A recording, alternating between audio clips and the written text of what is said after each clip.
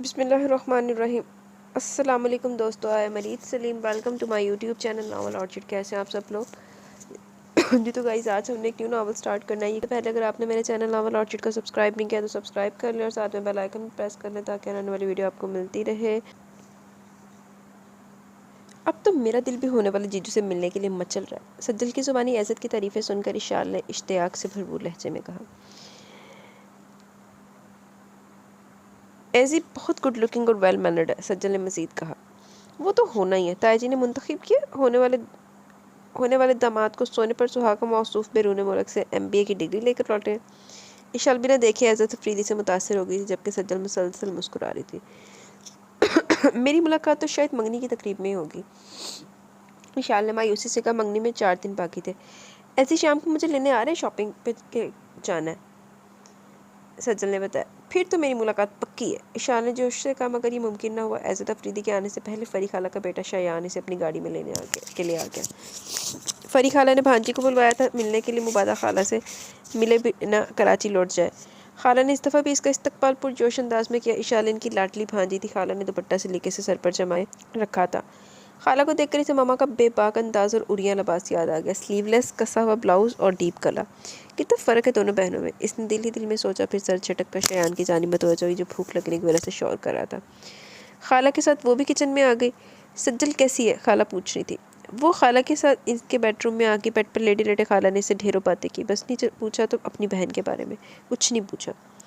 जाने दोनों बहनों के दरमियान कौन सी खलीज थी जिससे इशाल ना वाकिफ थी। फरी खाला नहीं, ताया और दादी और ताया में भी मामा का जिक्र नहीं करते थे। अगर वो लोग मामा के वजूद से नाला थे तो दूसरी जानिब भी इन लोगों से इतनी ही बेजारी थी। बल्कि बेइंतहा कोशिशों के बावजूद इशाल को रिश्तों से बदगुमान नहीं कर पाई थी। कभी कभी इसे लगता कि दरपर्दा मामा इन लोगों से खौफज़दा है। खाला से बातें करते करते न जाने कब इसकी आंख लगी। आंख खोली तो देखा शाम अपने पर फैला चुकी थी। खाला कमरे में मौजूद नहीं थी। हाथों से बालों को ठीक करती वो कमरे से बाहर निकल आई। किचन से खाला के बोलने की आवाज़ें आ रही थी। आपने मुझे जगाया क्यों नहीं? इसने किचन के दरवाजे पर रुककर खाला से पूछा। फरी खाला ने गर्दन मोड़कर इसे देखा और फिर मुस्कुराई। तुम सोते में इतनी प्यारी और मासूम लग रही थी कि मेरा दिल ही नहीं चाहा कि तुम्हारी नींद खराब कर दूं। वैसे नावल दी हीरो नहीं जो सोई भी इतनी प्यारी लग जाती है। हम तो जब रात को बाल बांध के भी सोए थे, जब उठी तो सवेरे एडा घोंसला बनया होंदा। खाला ने प्यार से देखा तो वो इन्हें देखती रह गई। मैंने तुम्हारे पसंदीदा सैंडविचेस बनवाए, तुम लिविंग रूम में चलो, मैं चाय लेकर आ रही हूँ। मम्मा को मैं चाय ढेल रही थी। चाय के दौरान वो कहने लगी, जरी तुम्हारा भी रिश्ता तय कर देती तो अच्छा होता। बिला इरादा इनके मुंह से जरी का नाम निकल के फिर उन्होंने अपने लब भेज लिए जैसे कि इसका नाम लेना गुनाह हो। खाला मुझे भी शादी नहीं करनी, इसने मुंह बनाया। पढ़ाई तुम मुकम्मल कर चुकी हो, क्या कोई और सिलसिला है? खाला का अंदाज दोस्ताना था। ओ नो खाला, इसे हंसी आ गई। ऐसी कोई बात नहीं है, इसने हंसते हुए कहा। ये प्यार मोहब्बत इश्क अपनी समझ के बाहर के लोग हैं। अलबत्ता मैं मम्मा के मुंतखब करदा शख्स से आंखें बंद करके शादी नहीं करूँगी। मेरे लाइफ पार्टनर को मेरा बन के रहना पड़ेगा। जगह जगह मुंह मारने से कमज़ोर किरदार के मर्द से मुझे नफ़रत है। इसके लहजे में तलखी थी। इसे मामा के हल्का हबाब के मर्द हजरात याद आ रहे थे, जो अपनी बीवियों को छोड़कर मामा के हुस्न के सीधे पड़ते थे, इनकी बाहों में बाहें डालकर रक्स करते थे। ये सब इशाल के लिए शर्मनाक था, मगर अपनी माँ की ज़िंदगी का ये कमज़ोर पहलू किसी के साथ डिस्कस नहीं कर सकती थी। ये दुख अंदर ही अंदर इसे जहरीले नाक की तरह डसता रहता था, और इस वक्त भी शादी का जिक्र आते से बस सब याद आ गया। तुम्हारा शरीके सफ़र यकीनन एक बेहतरीन मर्द होगा। मेरी दुआएं तुम्हारे साथ हैं। इज़्ज़त अफरीदी भी एक बेहतरीन और शानदार शख्स है। शायान के साथ अच्छे ताल्लुकात हैं इसके। दोनों ने एक ही स्कूल में पढ़ा हुआ है। बात ऐसा एज़द इंग्लैंड चला गया। वैसे भी मुझे सजल की तरफ से कोई फ़िक्र नहीं थी। अरमान भाई और तुम्हारी दादी सजल का भला ही सोचेंगे। तुम्हें भी इज़्ज़त अफरीदी जैसा अच्छा हमसफ़र मिलता तो मेरी फ़िक्र दूर हो जाए। आप तो हाथ पाँव बचा रही हैं खाला। शान हाशमी जैसे अच्छे इंसान की माँ होकर आप बाहर के लड़कों की मद्दासराई कर रही हैं। इसने शयान को आते देख लिया तो तभी शरारतन का, मुझे तो माफ़ी रखो, मुझे फ़िलहाल शादी में नहीं करनी, मेरा कोई नाम भी न ले। शयान जो कि नज़दीक आ गया था, खाला के बराबर में सोफे पर टिकते हुए गोया हुआ। हाँ ईशू, ये शयान तो शादी का नाम ही नहीं लेने देता। खाला ने गोया गिला किया। शयान तुम कहीं कमिटेड हो? इसने खोजना चाहा तो शयान झंझला गया। अगर ऐसा है भी तो तुम्हें क्यों बताऊँ? शयान का सपाट अंदाज देखकर इसके चेहरे की रंगत में तगैर होगी, जिसे देखकर खाला ने शयान को तनबीही नज़रअंदाज में घूरा। ऐसा कुछ भी नहीं है ईशू, तुम ख्याल मत करना। ये बताओ तुम्हारी दादी बेगम के क्या हाल चाल है? खाला ने मौजू बदलते दूसरे दिन शयान से वापस छोड़ गया। इस मरतबा भी ईशान इसे गेट पर छोड़कर चला गया। ईशान के बेहद इसरार के बावजूद वो घर के अंदर नहीं आया था। ताई जी ने ढोल की रखवाई थी। सज्जल की सहेलियों और ताई जी की भांजियों के साथ मिलकर ईशान ने खूब रंग जमाया। रेशम का है लहंगा मेरा, जाली की चुनरिया, छन छन बोले मेरी पाँव में पाई लिया। रात गए तक लड़कियों ने रौनक लगाई रखी। दादी के टोकने पर इन्हें सोने का ख्याल आया। दूसरे रोज़ मंगनी थी। सज्जल अपने दोस्त लैला के साथ पार्लर चली गई। तकरीब का इंतज़ार लॉन में ही किया गया। ताई जी ने ईशान के लिए बहुत बतौर ख़ास जोड़ा बनवाया था। पाउडर पिंक कलर का खूबसूरत घेर वाला फ़्रॉक और चूड़ीदार पजामा। फ्रॉक पर सफ़ेद और ग्रीन रंगों में काम बना था। 3 रंगों में रंगा बड़ा सा बनारसी दुपट्टा लिए लाइट मेकअप में किए वो बहुत बेहद हसीन लग रही थी। कानों में सफ़ेद बड़े बड़े झुमके डाल रखे थे। सज्जल भी कुछ कम नहीं लग रही थी। अलबत्ता दोनों को देखकर ये अंदाज़ा लगाना मुश्किल था कि वो दोनों जुड़वा पैदा निकली है।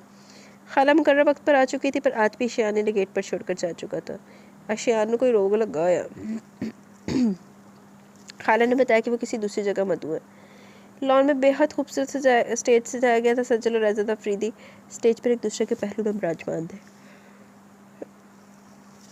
एज़द अफरीदी के कसीदे इशाल गुज़िश्ता कई दिनों से सुन रही थी। आज इसे देख भी लिया। एक पल को तो इसके दिल की धड़कन थम सी गई। दिल को इसने बुरी तरह डपटा था, ये कहकर कि ये शख्स इसकी बहन का मुकद्दर है। इसकी सहरंगेज़ शख्सियत ने इस पर कुछ सहर सा फूंक रही थी। बड़ी दिक्कतों से इसने खुद को सहरज़दा होने से रोका। ताई जी के पुकारने पर वह सहज कर स्टेज पर चढ़ने लगी। इसकी नज़रें सज्जल पर थी, जो एज़द की किसी बात पर मुस्कुरा रही थी। स्काई ब्लू भारी काम वाला फ्रॉक और चूड़ीदार पजामे के साथ दुपट्टा सर पर टकाया इसका नमकीन रूप गजब ढा रहा था। गहरी सी आंखों के दीप झलमिला रहे थे। इशाल ने दिल ही दिल में इसकी मुस्कुराहट के कायम रहने की दुआ मांगी। ताई जी ने जब एज़द से इशाल का तारुफ करवाया तो एज़द इसे बगौर देखते हुए सोचता रह गया कि इशाल और सज्जल में ज़रा भर भी मुशाबत नहीं। क्या सोचने लगे आप? इशाल ने इसे मतवज्जा किया। सोच रहा हूँ आपसे पहले मुलाकात क्यों नहीं। इसके अंदाज में वही शरारत थी जो सारी बहनों के रिश्ते का खासा हुआ करती है। आमियानापन की झलक भी नहीं थी, मगर फिर भी इशाल को इसका अंदाज नागवार गुजरा था। वो तनक कर बोली, अच्छा। इशाल ने ना, मैंने लगता ओवर सेंसिटिविटी ना क्रिएट करना है। अच्छा ही वक्त मैं आपसे पहले नहीं मिली, वरना हो सकता है आपको इस नशिस्त तक पहुंचना नसीब ना होता। इसका अंदाज सज्जल को खुला था, तभी इसने अपना पैर शाल के पैर पर मारकर इसे फजूल बोलने से रोका। बहुत खूब। एज़द ने इसके अंदाज को एंजॉय किया था। ये तो तय था कि इशाल और सज्जल एक दूसरे से बहुत मुख्तलिफ थी। एज़द फिर से सज्जल की तरफ मतवज्जा हो चुका था, जो कि इससे महानूर के बारे में पूछ रही थी। महानूर, जो कि एज़द की छोटी बहन थी, ऑस्ट्रेलिया में ज़ेर तलीम थी। एज़द एक मजबूत किरदार का नौजवान था और काफ़ी हद तक अनापसंद भी था। सज्जल से इसका रिश्ता इसके वालिद की पसंद पर तय हुआ था। इसके वालिद फरीद अफरीदी और अरमान अहमद के दरमियान गहरी दोस्ती थी, और वो ये दोस्ती तलीमी दौर में परवान चढ़ी थी। और इस दोस्ती में आफ्ताब अहमद का भी पूरा हिस्सा था। आफ्ताब अहमद के इंतकाल के बाद भी अरमान अहमद और फरीद अफरीदी के दरमियान मरासिम पहले से ही रहे थे, और इस ताल्लुक़ को मजबूत करने के लिए एज़द और सज्जल के दरमियान रिश्ता जोड़ा गया। बल्कि वो तो निकाह करवाना चाह रहे थे, मगर अरमान अहमद को इतराज़ था कि ताया जी का इंतखाब सज्जल के लिए मौजू नहीं है। रात के तकरीब इख्तिताम पजीर हो गई। समझ ही नहीं आया। ताया अरमान अहमद मुझे इतराज़ भी सी इंतखाब मौजू नहीं था, कितना क्यों घूमन के रिजी पै गई। अरमान अहमद और आफ्ताब दो ही भाई थे, पर दोनों का जहनी रुझान मुख्तलिफ था। अरमान अहमद दरस तदरीस के शोबे से वाबस्ता थे और गवर्नमेंट कॉलेज में लेक्चरर थे, जबकि आफ्ताब अहमद ने महदूद सरमाए से बिज़नेस शुरू कर दिया, जो कि दिन ब दिन तरक्की की मंजिलें तय कर रहा था। अरमान अहमद ने वालदा की ख्वाहिश को मुकद्दम रखते हुए अपनी खालाजाद को ज़िंदगी में शामिल कर लिया। आफ्ताब अहमद ने यहाँ भी मनमानी की और अपनी पसंद से ज़रीना से शादी करके इसे अम्मा के सामने ला खड़ा किया। ज़रीना एक रोशन ख्याल लड़की थी। अमना बेगम बेटे के इस अमल से हद दर्जा दिल बर्दाश्त हुई। ज़रीना का खुला डुला अंदाज इन्हें सख्त नागवार गुजरता था। इन्हें यकीन हो गया कि बेटा हाथ से निकल चुका है। काश जब वो बिज़नेस के सिलसिले में कराची गया था तब वो इसे अकेला न जाने देती, या खुद इसके साथ चली जाती, या फिर इसकी शादी करके बीवी को इसके साथ भेजती। लेकिन अब वक्त हाथ से निकल चुका था। सो अब सब्र के सिवा कोई चारा नहीं था। चंद रोज़ रहकर आफ्ताब अपनी नई नवेली दुल्हन को लेकर कराची लौट गए। वक्त अपनी रफ्तार से आगे बढ़ रहा था। शादी के चंद महीनों बाद ही आफ्ताब को एहसास होगा कि इन्होंने ज़रीना को ज़िंदगी में शामिल करके कितनी संगीन गलती कर दी है।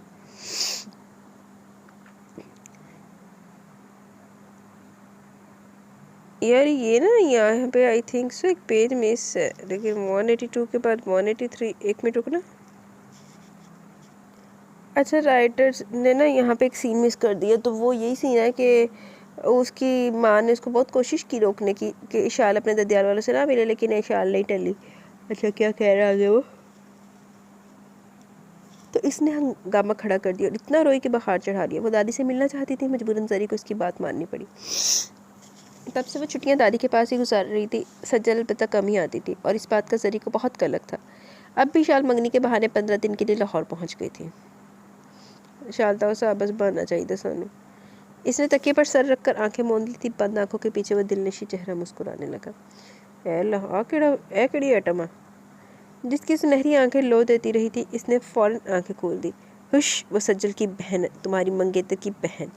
ये बेईमानी नहीं चलेगी एज़त अफरीदी।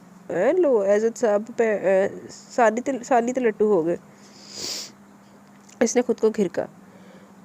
ख्वाब देखने तो सज्जल आफ्ताब के ख्वाब सजाओ, इशाल आफ्ताब के नहीं। इशाल तुम्हारे लिए शजर ममनू है। इसने दूसरा तकिया मुंह पर रखा और सोने की कोशिश करने लगा। कुछ देर बाद ही वो नींद की वादियों में खो चुका था। इशाल के कराची वापस जाने में चंद रोज़ बाकी थे। ग्रेजुएशन के बाद वो अपनी एक दोस्त के बुटीक के लिए ड्रेस डिज़ाइन करती थी। सज्जल चाहती थी कि वो मज़ीद कुछ दिन रुक जाए, लेकिन वो रजामंद नहीं थी। वो बड़ी मुश्किल से वो सज्जल की नाराज़गी दूर कर पाई और दरअसल वो एज़त अफरीदी का सामना नहीं करना चाहती थी, क्योंकि जानती थी कि जब तक एज़त अफरीदी शहर में वो सज्जल से मिलने तो आएगा ही, और यही वजह थी वो जल्द वापस जाना चाहती थी। अगर तुम नहीं रुकना चाहती तो मैं मजबूर नहीं करूँगी, लेकिन तुम्हें मेरे साथ शॉपिंग के लिए जाना पड़ेगा। मैं तुम्हें शॉपिंग करवाना चाहती हूँ। ये अल्फाज ताई जी ने इस वक्त अदा किया जब इन्हें पता चला कि इशाल अब रुकने वाली नहीं है। ताई जी के अल्फाज सुनकर इशाल और सज्जल दोनों ही पुरजोश हो गई। दादी को बताकर कि वो तीनों घर में मौजूद गाड़ी में रवाना हुई। गाड़ी इशाल ड्राइव कर रही थी। ताई जी गोलगप्पे भी खाएंगे, इशाल ने चुटकारा लेते हुए कहा, और चाट भी। सज्जल ने भी इसका भरपूर साथ दिया, जबकि राबिया मुसलसल मुस्कुरा रही थी। शॉपिंग मॉल से ताई जी ने इसके लिए सूट और एक स्वेटर खरीदा, जबकि सज्जल ने इसके लिए खूबसूरत सी चूड़ियाँ खरीदी।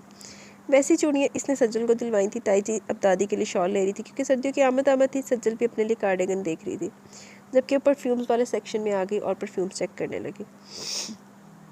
तभी से खुद पर किसी की नज़रों की तपश महसूस हुई। आ गया तेरा दीवाना। तो वो चौंकी। इसने सामने लगे दीवार के शीशे में देखा तो इसे एज़त अफरीदी का अक्स नजर आया। वो इसके पीछे कुछ फासले पर खड़ा गहरी नज़रों से इसे देख रहा था। इसकी बेखबरी का फ़ायदा उठाकर जैसे ही शाल की नज़र इस पर मिली, इसकी आंखों का नरम गरम तासुर अजनबियत में ढल गया और वो शाल से नज़र चुराता परफ्यूम की शॉप से बाहर निकल गया, जबकि शाल के अंदर तक कड़वाहट खुल गई। जिड़िया जिद्दा दी तेरी एज़त अफरीदी हरकत थे शाल ने तो तेन गंदा बंदा ही समझना ना। ये शख्स सज्जल की लायक नहीं है। इसने होंठ सकोड़े और परफ्यूम वापस रखती मुड़ी और ताई जी और सज्जल को ढूंढने लगी। एज़त अफरीदी इसे फिर नजर नहीं है, मगर पूरी तरह से अफरीदी से बदजन हो चुकी थी। एज़त का इसे देखना और फिर अनजान बनकर गुजर जाना इसका मूड पूरी तरह ख़राब कर चुका था। जब भी तो वापसी पर इसे गोलगप्पा ने मज़ा दिया और ना ही चाट कितने चिटखारा लेने दिया पर मजबूर किया। रात के खाने के बाद वो दादी के बिस्तर में घुस गई। चंद रोज़ और रुक जाती। दादी ने प्यार से इसे देखा। नहीं दादी, मेरी गैर मौजूदगी में मम्मा को घर आने का होश भी नहीं रहता। इसके लबों से बेसाख्ता निकला। इसने फ़ौरन दांतों तले ज़ुबान दबा ली। वो दादी से ये जिक्र नहीं करना चाहती थी, मगर ईशा वो अब भी अपनी रविश बरकरार है। जवान बेटी का भी इसे एहसास नहीं। दादी ने तासुफ से कहा तो वो पछता रही थी क्यों उसने ये बात बताई। मेरी घर में मौजूदगी से इतना फ़र्क तो पड़ता है कि इनके दोस्त घर पर नहीं आते। इसकी आंखें ज़ब्ते गरिया से सुरख हो रही थी। अचानक वो किसी ख्याल से चौंकी। दादी, मुझे एज़त अफरीदी अच्छा नहीं लगता। वो सज्जल के लायक नहीं है। इसने इनके कान में घुसकर कहा। दिमाग दुरुस्त है तेरा बच्ची? वो इतना सुलझा हुआ बच्चा दादी को नागवार गुजरा था। सब ढकोसला दादी, इसका करैक्टर ठीक नहीं है। वो ज़िद थी। अरे तू इतनी समझदार कब से होगी कि एक मुलाकात में बंदे को परख ले? और फिर वो एक अला ख़ानदान का चश्मे चला गया। दादी उसकी समझदारी पर शक था। Trust issues, you know. ख़ानदान की बात तो आप ना ही करें। क्या मामा अला ख़ानदान की फ़र्द नहीं है? मैं नहीं चाहती कि सज्जल को कोई दुख मिले। ना चाहते हुए भी इसने अपनी माँ का हवाला दिया। दादी की समझ में नहीं आ रहा था कि शाल को किस तरह यकीन दिलाए कि एज़त अफरीदी बेहतरीन इंतखाब है। 2 रोज़ बाद वो दिल में बेपनाह वसवसे लिए कराची लौट आई। हस्बे मामूल मम्मा गैर हाजिर थी। लेडी मारिया ने बताया कि वो पार्टी में गई है, लेट नाइट वापस आएंगी। मामा दे नाल होनी बड़ी भैड़ी एंड ते। ये बताएं भाभी, कैसी लगी आपको? स्काई पर महानूर इससे मुखातिब थी। अच्छी है, इसने मुस्कुराकर बताया। सिर्फ अच्छी? महानूर ने आंखें पटपटाई। मेरा ख्याल था लाला आप कहेंगे बहुत अच्छी लगी भाभी आपको। इसने कहा। बहुत अच्छी तो मुझे इशाल आफ्ताब है, सज्जल की बहन। इसने रुक कर कहा। आपकी बात मेरी समझ में नहीं आई लाला। आपको आपकी मंगेतर से ज़्यादा इसकी बहन अच्छी लगी तो फिर मंगनी भी इसी से कर लेते। मैंने मंगनी पर इशाल को देखा। तो अब आप उम्र भर अपनी बीवी को धोखा देते रहेंगे कि आप इससे मोहब्बत करते हैं। महानूर तलख हो गई। इसे अपने लाला से ये तवक्का नहीं थी। मैंने सोचा कि शादी के बाद मैं इंग्लैंड सेटल हो जाऊंगा। इशाल मेरे सामने नहीं आएगी तो सज्जल को खुश रखने में आसानी होगी, और फिर इशाल मेरे सामने आती है तो मुझे सब कुछ भूलने लगता है। वो संजीदा लहजे में कह रहा था, मोहब्बत इसके इख्तियार से बाहर थी। हैरत है लाला, आपको मोहब्बत हुई भी तो कहाँ? महानूर ने कहा और बेदिली से लाइन ऑफ कर दिया। वो अहद शिकनी करने का सोच भी नहीं सकता था। सज्जल पापा का इंतखाब थी, मंगनी से पहले इसने सज्जल को देखकर ओके किया था। तब तक दिल ने मोहब्बत का जायका नहीं चखा था। वो अपनी कुछ रोज़ पहले वाली हरकत पर कायफ था। जब इसने इशाल को शॉपिंग सेंटर में देखा और कुछ देर के लिए, तो वो खुद को भी भूल गया था और होश आती वो बिना शॉपिंग किए वापस लौट आया। एड्डा भी की मजनू हो गया बंदा। इशाल आज शाम मिसेस कदीर की घर पार्टी है, तुम भी साथ चलना। इन्होंने बहुत इसरार से तुम्हें इनवाइट किया। नाश्ते की टेबल पर जरीस से मुखातिब थी।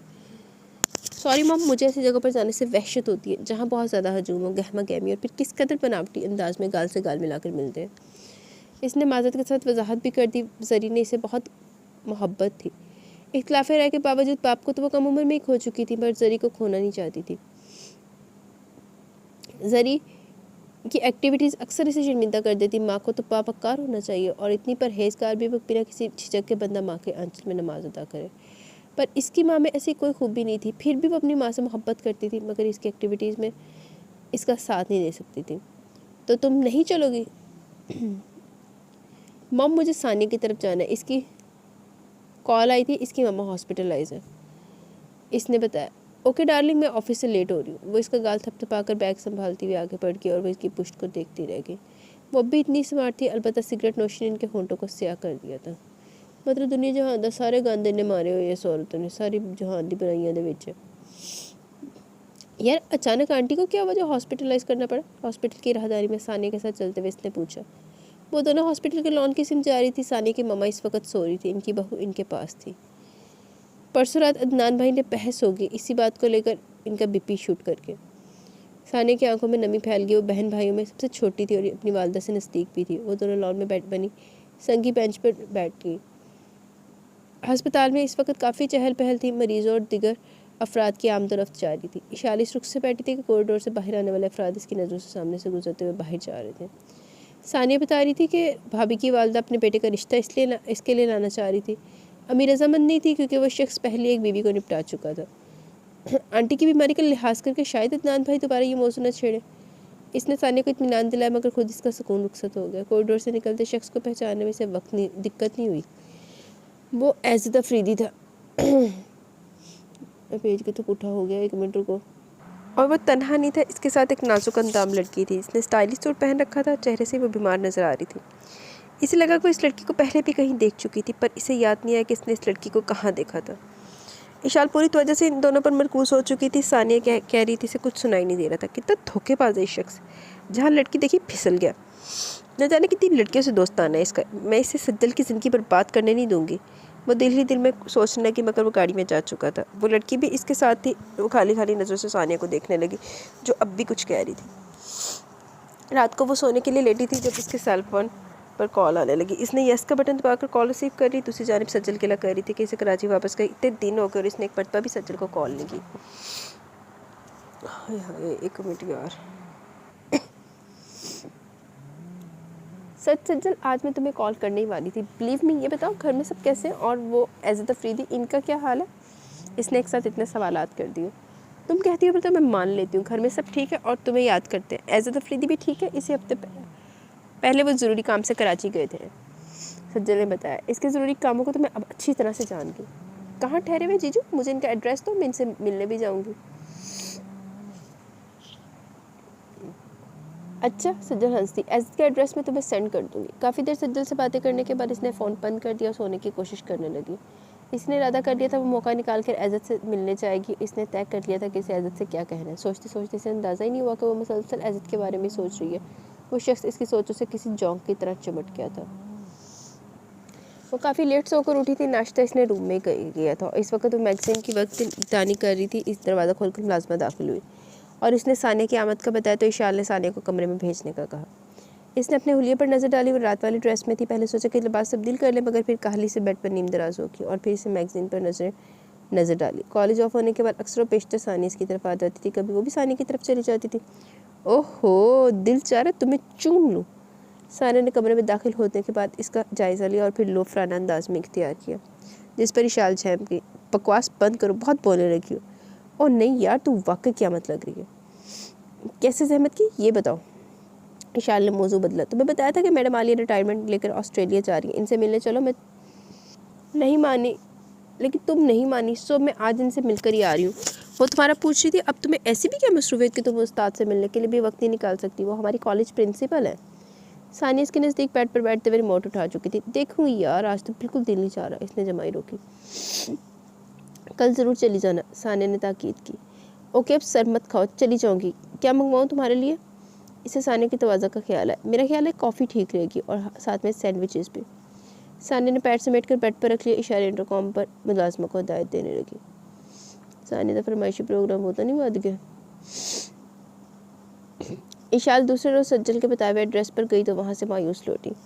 बंगले के चौकीदार ने कहा कि सब घर पर मौजूद नहीं, इस पर झल्लाहट सवार होगी। इसने गाड़ी को कॉलेज की जानिब मोड़ लिया ताकि वो प्रिंसिपल से मुलाकात हो जाए। ऐसे तफरीदी फिर किसी हसीना के साथ रंगरलिया मना रहा होगा। मैं इसे ज़्यादा देर खेल खेलने नहीं दूंगी। इसने दांत कचकचाकर सोचा। आजकल ऐसे तफरीदी हर वक्त इसके हवासों पर छाया रहता था। बस किसी तरह से सज्जल की ज़िंदगी बर्बाद करने से रोक दे। इसने ऑटो गेट के पास पार्क की और खुद कार से बाहर निकल आई। मैडम से मुलाकात खुशगवार रही। मैडम आलिया ने इसे तालीम जारी रखने का मशवरा दिया, जिस पर अमल करने का इसका इरादा नहीं था। चंद एक नालायक स्टूडेंट। दूसरी टीचर से भी इसने मुलाकात की और फिर कॉलेज गेट की जानिब आकी और अपनी गाड़ी में बैठते हुए इसने देखा कि सफ़ेद करोला कॉलेज गेट से निकल रही थी। फ्रंट सीट पर वही लड़की थी जिसे इसने पहचान लिया था। ड्राइविंग सीट पर बैठा वो शख्स वो था जिसने इसका सुकून गारत कर दिया रखा था। सफ़ेद करोला आगे बढ़ चुकी थी। इशाल ने भी अपनी आल्टो एहतियात के साथ करोला के पीछे लगा दी। आज तो एज तफरीदी तुम्हें रंगे हाथों पकड़ूंगी। वो महारत से करोला का पीछा कर रही थी। करोला का रुख हाउसिंग सोसाइटी की जानिब था। क्या इशाल ने कयास किया कि वो इस लड़की को घर जा रहा था। तभी सिग्नल पर इसे गाड़ी रोकना पड़ी। एज़त की गाड़ी भी कुछ आगे जाकर रुक गई। दरमियान में 2 गाड़ियाँ और भी थी। इशाल पर उम्मीद थी कि आज एज़त बच नहीं सकेगा। फूल ले लो। एक लड़का खिड़की में हाथ डाले खड़ा था। वो इसे मना करते करते रुकी और फिर फूल इसके हाथ से लेकर डैशबोर्ड पर रख दिया। इसने साइड पर रखा, अपना बैग खोला और पैसे निकालने लगी। पैसे नहीं चाहिए मिस जी, लड़का दांत कोस रहा था। हैं तो फिर ये गजरे किस लिए? इसने लड़के को घूरा जिसने उम्र 17-18 साल लग रही थी। वो जी तोहफा समझ कर रख लें, अब बहुत खूबसूरत है जी। वो लड़का इसे मीठी मीठी नज़रों से देख रहा था जबकि इशाल का मीटर घूम गया। इसकी औकात रह गई थी कि सिग्नल पर गजरे बेचने वाला इस पर लाइन मारे। ओए होए इशाल, हूँ मैं तेन की कमा, मैं तेरे से दुख करा कि तेरे हस्ते तेरा मजाक उड़ावा तेने, लेकिन होई बड़ी सॉलिड किस्म की डोक वाली है। अच्छा यार, मुझे ना बड़ी शदीद किस्म की नींद आ गई, मेरी आंखें बंद हो रही। आज ना दरअसल मैंने काम बहुत किया, मैं थकी बहुत हुई, तो अभी आधे घंटे की भी नहीं हुई तो मैंने इतनी छोटी अपलोड करके क्या करना है एपिसोड। तो इसको कल कंप्लीट करके ना रिकॉर्ड करके फिर आपको तक मिल जाएगी। कोशिश करूँगी कल अफ्तारी के बाद जैसे टाइम लगता है ना वैसे कर लो, ठीक है। अब मैं सोने लगी हूँ, सुबह उठ के करूँगी इंशाल्लाह। अल्लाह हाफिज़, दुआ में याद रखिएगा। लेकिन अभी वीडियो के अल्लाह हाफिज़ नहीं है, वीडियो का ना अल्लाह हाफिज़ समझेगा। वीडियो भी और भी है, घंटे की मिलेगी आपको। या फिर ऐसा करें, अभी ये 25 मिनट की एपिसोड ले लें, ये वाला सीन मैं आपको कंप्लीट कर देती हूँ, ठीक है। फिर ना बाकी कल पड़ेंगे। दिमाग दुरुस्त है तुम्हारा? पकड़ो अपने गजरे, दफ़ा हो जाओ, वरना अभी पुलिस को बुलाकर अंदर करवा दूंगी। फिर थाने में बैठकर जिसको मर्जी तोहफे देना, या फिर थानेदार के हुस्न के कसीदे पढ़ना। गजब खुदा का, सिग्नल पर खड़े होकर तुम ये काम करोगे? इसके दिमाग ने काम करना छोड़ दिया जब वो तेज़ लहजे में चीख रही थी। लड़का इसका मुंह देखता वहाँ ही खिसक गया। गजरे बीच सड़क पर पड़े अपनी किस्मत पर नुहा के नाते। सिग्नल की बत्ती सबज हो चुकी थी, गाड़ियाँ रवा हो चुकी थी।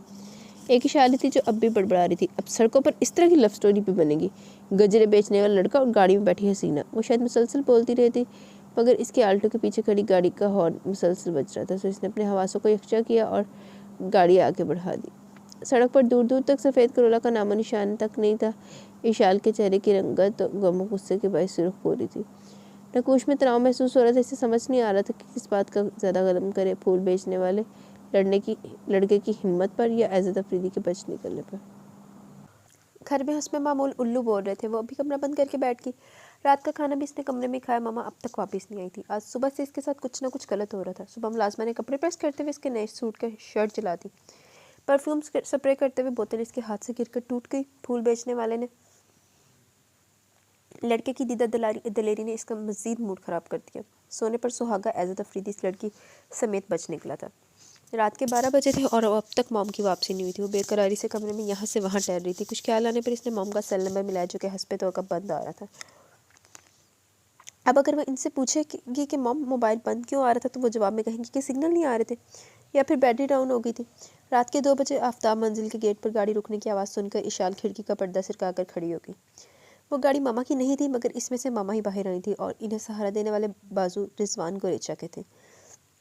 रिजवान की फैमिली अमेरिका में सेटल थी। मॉम इस वक्त मुकम्मल तौर पर मदहोश लग रही थी। एक नामहरम मर्द को अपनी माँ के इस कदर नज़दीक देखकर इसका दिल चाहा वो खुदकुशी कर ले या फिर किसी जंगल में जाकर बस जाए। गेट तक छोड़कर रिजवान अपनी गाड़ी में बैठकर जा चुका था जबकि मॉम कुछ गुनगुनाते हुए रविशपुर कर रही थी। इनके कदम डगमगा रहे थे। इशाल खिड़की से हटकर बेड पर आकर बैठ गई। ज़बत के बावजूद भी इसकी आंखें भीग रही थी। मॉम आप रात कहाँ थी? इसे जैसे ही मम्मा के बेदार होने का इल्म हुआ वो इनके बेडरूम में जा पहुंची। लेमन जूस पीते हुए जरी ने इसे देखा। आज से पहले इसने कभी जरी से जवाब तलब नहीं किया था। मतलब क्या तुम्हारा? मैं आपसे सीधी सी बात पूछ रही हूँ कि आप कल रात 2 बजे तक कहाँ थी? इसका लहजा तलख था। मैं नईम सदीकी के घर पर थी, इन्होंने जवाब दिया। इस तरह रात के तक घर से बाहर रहना और ड्रिंक करके गैर मर्दों के साथ लौटना आपको जेब नहीं देता। आज वो सब अदब भूल गई। पिछली शब महसूस की जाने वाली अजियत इससे भूली नहीं जा रही थी। तुम किस लहजे में बात कर रही हो मुझसे? कुछ एहसास है तुम अपनी माँ से मुखातिब हो? इनसे इशाल का अंदाज हजम नहीं हो रहा था। एहसास है जब भी तो सहा नहीं जा रहा मुझसे। और माँ कब ऐसी होती है? आपने कब मेरे लिए अपनी रातों की नींद पर बात की? मेरी वजह से अपनी ज़ात पर तकलीफ झेली है, मेरे शब और रोज़ में दिलचस्पी ली है। इसका लहजा टूट फूट का शिकार था। आपको तो ये तक नहीं पता कि मुझे खाने में क्या अच्छा लगता है। आपको तो ये भी मालूम नहीं कि आपने स्कूल के रिजल्ट पर पेरेंट्स सिग्नेचर वाली जगह पर आपके साइन में खुद कर दी थी। आपने बस मुझे पैदा करने की जहमत की है। इसकी आंखें धुआं धुआं हो रही थी। ऐसी क्या क़यामत आ गया अगर मैंने नशा कर लिया, अपनी तन्हाई बांटने के लिए कुछ दोस्त बना लिए? मैं चाहती तो आफ्ताब के मरने के बाद दूसरी शादी कर लेती, लेकिन मैंने तुम्हारी खातिर दूसरी शादी नहीं की। जरी का लहजा पस्त था। बेहतर था आप दूसरी शादी कर लेती। आज जिस गलाजत में उतर चुकी हैं, जिसे देखकर मुझे जिस कदर शर्मसारी होती, इससे तो बचत हो जाती। या फिर आप मुझे भी ताजी को दे देती। इसका लहजा गुलूगीर हो गया। क्यों दे देती मैं तुम्हें इनको? इन्होंने मेरी एक बेटी तो छीन ली मुझसे। अब जरी की आवाज़ में भी नमी की झलक थी। आज इसे महसूस हो रहा था वो खसारा उठा चुकी है। बहुत अच्छा हुआ कि पापा ने सज्जल को ताजी को दे दिया। मुझसे बहुत अच्छी ज़िंदगी गुजारी है सज्जल। मेरी तरह इसकी शब व रोज़ अजियत भरे नहीं गुजरते, ना ही मेरे जैसी टूटी बिखरी शख्सियत है इसकी। आप बहुत गलत कर रही हैं, अपने साथ भी और मेरे साथ भी।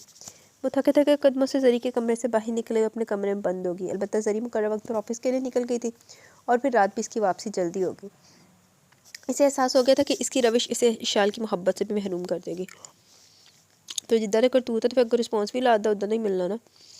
2 रोज़ बाद इशाल आज कमरे से बाहर निकली। जरी ऑफिस जा चुकी थी। घर में सिर्फ मुलाजमीन ही मौजूद थे। बेख्वाबी और कमज़ोरी की वजह से इसकी आंखों के गिर्द हल्के नुमाया हो रहे थे। लेडी मारिया को इसे देखकर दुख का एहसास हुआ। वो फुर्ती से इसके सामने नाश्ता रखने लगी। 2 दिन से इसे खाने पीने का होश भी नहीं था। लेडी मारिया इसके रूम में जाकर ज़बरदस्ती कुछ न कुछ खिला पिला रही थी, वरना इस वक्त वो चलने के काबिल भी नहीं होती। लेडी मारिया इसके बचपन से इस घर में थी। घर के तमाम अमूर इनकी ही ज़ेर निगरानी होते थे। बेबी मैंने तुम्हारे लिए फ्रेंच टोस्ट बनाए। लेडी मारिया ने इसकी प्लेट में सुनहरा स्लाइस रखा तो वो आहिस्ती से कांटे की मदद से इसे खाने लगी। नाश्ते से फारिग होकर लाउंज में आ बैठी। लेडी मारिया ने बताया कि लैंडलाइन पर गुज़िश्ता रोज़ सानिया की कॉल आई थी। वो इससे मिलना चाहती है। इसने बददिली से लेडी मारिया की बात सुनी। इसका सेलफोन 2 दिनों से ऑफ था, शायद इसीलिए सानिया ने लैंडलाइन पर कॉल की थी। जब दिल घर में न बहला तो वो ऑल्टो लेकर आफ्ताब मंजिल से निकल आई।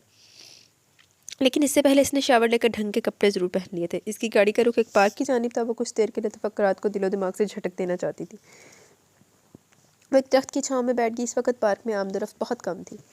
इशाल ने दरख्त के तने पर सर लगाकर आंखें मूंद ली। इसके चेहरे पर हुज़्न मलाल का तासुर छाया हुआ था। दरख्त की शाख पर एक कोयल बैठी कोक रही थी। इसकी आवाज़ कानों को भली लग रही थी। इशाल की समात कोयल की कोक पर मरकूज थी। इसे इसी पोजीशन में बैठे जाने कितनी देर होगी इससे कोई अंदाज़ा नहीं था। नरम हवा इसके कोमल से वजूद से टकरा कर गुजर रही थी। इसे नींद सी आने लगी। एकदम वो चौंक कर आंखें खोल बैठी। इसे महसूस हुआ कि वो किसी की नज़रों की गिरफ्त में है और इसका शक दुरुस्त था। इससे कुछ फासले पर बैठा शख्स इसे ही देख रहा था। बिना पल के झपका इशाल को हित तक का एहसास हुआ। आखिर ये मुझे समझता क्या है? वो कपड़े छाड़ती हुई अपनी जगह से उठ खड़ी हुई, इसके कदम आगे बढ़ रहे थे। इस शख्स की जानिब इशाल को अपने नज़दीक आते देखकर इसने नज़र हटाई, बेहद सुकून के साथ मोबाइल पर कुछ टाइप करने लगा। ए मिस्टर, हाँ हया कितने पहुंच गई।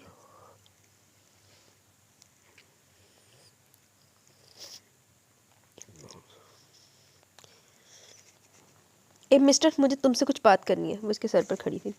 इशाल आफ्ताब, तुम्हें अपने सामने अचानक देखकर अच्छा लगा। वो इसके सामने पूरे कद से खड़ा था और इसके लबों पर खूबसूरत मुस्कुराहट खेल रही थी। ब्लू जीन्स पर अंगूरी टी शर्ट पहने वो हमेशा की तरह माहौल पर छा रहा था। पूछ सकती हूँ यहाँ क्या करने आए हो? इशाल का लहजा तंजिया था। मैं यहाँ किसी से मिलने आया था। किसी लड़की से मिलने ही आए होगे। एनीवे, मुझे ये कहना था कि तुम सज्जल से मंगनी ख़त्म कर दो। वो एकदम चौंका था। इशाल की बात सुनकर इसकी मुस्कुराहट सिमट गई। मैं कुछ समझा नहीं। मैं समझा देती हूँ मिस्टर एजाज अफरीदी, तुम मुझे सज्जल के लायक नहीं लगे। तो फिर? इसके अब्रू तन गए। कहा ना कि मंगनी तोड़ दो। ये बात तुम सज्जल से कहो या फिर अपने घर वालों से, मैं इस सिलसिले में कुछ नहीं करूँगा। इसके चेहरे के तासुरात में तनाव आ गया। कोई मेरी बात समझने को तैयार नहीं होगा। तुम्हारी ज़ाहिरी शख्सियत ने इन सब पर जादू कर दिया, जबकि मेरे ख्याल में असल हुस्न इंसान के खदोहाल में नहीं, इसके किरदार में पोशीदा होता है। इसका लहजा नफरत में डूबा हुआ था। एज़त को हैरत ने घेर लिया। इस कदर नफरत, इस कदर कड़वाहट इसके मिजाज में आई कैसे, और वो जाने कैसे झेल गया? कोई दूसरा इसके मुकाबिल खड़ा होकर इसके किरदार को निशाना बनाता तो इसे शूट कर देता, मगर मुकाबिल ये लड़की थी जिसे इसने कहा तो फ़कत इतना, तुमने कब मेरे किरदार में खोट देखा? इस तरह के इल्ज़ाम तलाशी करके क्या साबित करना चाहती हूँ? इसने सख्ती से मुठ्ठियाँ भेज ली। खुद को बहुत बेबस पा रहा था वो। ना मुझे कुछ साबित करना और ना बताना है। मैं बस इतना चाहती हूँ कि मंगनी ख़त्म हो जाए। ऐसा हरगिज़ नहीं होगा। तुम्हें जो करना कर लो।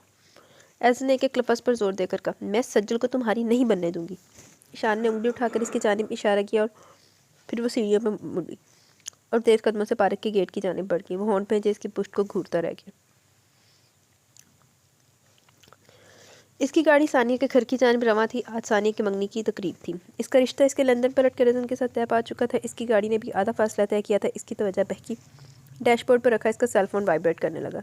सज्जल का नंबर देखकर इसने गाड़ी की सड़क के किनारे रोक दी और कॉल रिसीव की। दूसरी जानिब सज्जल का मिजाज बरहम था। वो शाल की आवाज़ सुनते शुरू हो चुकी थी। ईशू, तुम ऐसा क्यों कर रही हो? तुम्हें एज़त के साथ इस तरह नहीं करना चाहिए था। एज़त बहुत अच्छे हैं। ओ, तो इन्होंने तुम्हें खबर पहुंचा दी? इसका लहजा दानिस्ता कटीला हो गया। तुम्हें इनके बारे में कोई गलतफहमी हो गई है? सज्जल की आवाज़ घबराई हुई थी। इसके दिल को धचका लगा। ये सब वो सज्जल की खुशी के लिए कर रही थी। ऐसे तफरीदी, तुम सबको धोखा दे रहे हैं। मैं ये कहना चाहती हूँ कि जैसा वो नज़र आता है वो वैसा नहीं है सज्जल। इसके साथ तुम्हारी ज़िंदगी बर्बाद हो जाएगी। इशाल, मेरी बात सुनो।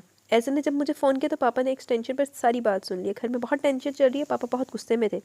इनके ख्याल में तुम्हें एज़त से कोई बात नहीं करना चाहिए थी। तुम्हें एज़त के किरदार में कोई झोल नजर आए तो तुम पापा से या मुझसे बात करती। सज्जल ने तफसील से बताया। मैंने दादी से इस मौजू पर बात की थी, मगर इन्हें तो ज़माने भर की खूबियाँ ज़्यादा अफरीदी में नजर आती हैं। और तुम लिख लो, मैं गलत नहीं हूँ। मैं तुम्हें प्रूफ दूंगी कि वो तुम जैसी लड़की के लायक नहीं है। इसने तब कर कॉल डिस्कनेक्ट कर दी और बेदिली से गाड़ी आगे बढ़ा दी। सानिया की मंगनी काफ़ी धूमधाम से हो रही थी। ईशान ने स्टेज पर जाकर सानिया से मुलाकात की और फिर स्टेज से उधर की एक जानिब खाली कुर्सी देकर इस पर बैठ गई। सानिया इसके देर से आने पर काफ़ी नाराज़ थी। ईशान ने खुद को बहुत मुश्किल में घिरा महसूस किया और एज़त को वहाँ देखकर इसे अच्छा खासा धचका लगा। वो दुल्हा के साथ आया था और इसके साथ वो लड़की भी थी। इशाल को इसका नाम याद आ गया। वो राबेल थी, वही लड़की जिसे 2 मरतबा पहले भी वो एज़त के साथ देख चुकी थी। इशाल कदरे सुनसान गोशी में बैठी हुई थी। कुछ दूर वो दोनों भी बैठे हुए थे। वो इर्द गिर्द से बेखबर थे और बातों में मगन थे। इशाल की सारी तवज्जो इन दोनों पर थी। राबेल ने रेड कलर का स्टाइलिश सूट पहन रखा था। यकायक एक ख्याल ने इसके दिल में घेर किया तो इसने बैग से अपना मोबाइल निकाला और इन दोनों की वीडियो बनाने लगी। एज़त राबेल का हाथ थामे से कुछ कह रहा था। इशाल को ऐसा लगा कि राबेल रो रही थी। फिर वो दोनों उठे और बिना किसी से कहे वापस जाने लगे। इशाल ने फुर्ती से मोबाइल का कैमरा ऑफ करके बैग में डाला, मोबाइल डाला और कुछ देर वो भी बाहर आ गई। एज़त की वाइट करोला गेट पर थी से बाहर निकल रही थी। कुछ देर बाद उसकी आल्टो एज़त की करोला का तौक़ुब कर रही थी। रात का वक्त था, मगर इस वक्त भी शहर की रौनकें अरूज पर थी। इस सफ़र का अख्तिताम गुलशन इकबाल के रहायशी इलाके में हुआ। एज़त की गाड़ी इमारत की पार्किंग में जाकर रुक चुकी थी। इशाल ने इलाके को जहन नशीन कर लिया और फिर इसकी गाड़ी आगे बढ़ती चली गई। इसका इरादा फिर किसी वक्त यहाँ आने का था। हाँ, तो जेम्स बॉन्ड दी शागिर्द बनी हुई है। अब पता नहीं एज़त का क्या चक्कर है। क्या इशाल उसको सही समझ रही है या इशाल मिसअंडरस्टैंडिंग हुई है। 2 दिन हो गए थे इसकी सज्जल से फ़ोन पर बात हुई। सज्जल ने इन 2 दिनों में लातादाद मरतबा इसके सेल पर कॉल की थी, मगर इसने कॉल रिसीव नहीं की। तायाजी और सज्जल की गैर मुतवक्का आमद ने इसे हैरान और कुछ परेशान कर दिया। तायाजी ने आज सालों बाद आफ्ताब मंजिल की दहलीज पार की थी। इनकी आमद का मकसद इशाल जान चुकी थी। मैं एक सेमिनार में शिरकत के लिए आ रहा था तो सज्जल प्रसिद्ध होगी कि मैं भी चलूँ। ताया जी ने बताया तो इसने सर हिलाकर सज्जल की जानिब रुख किया।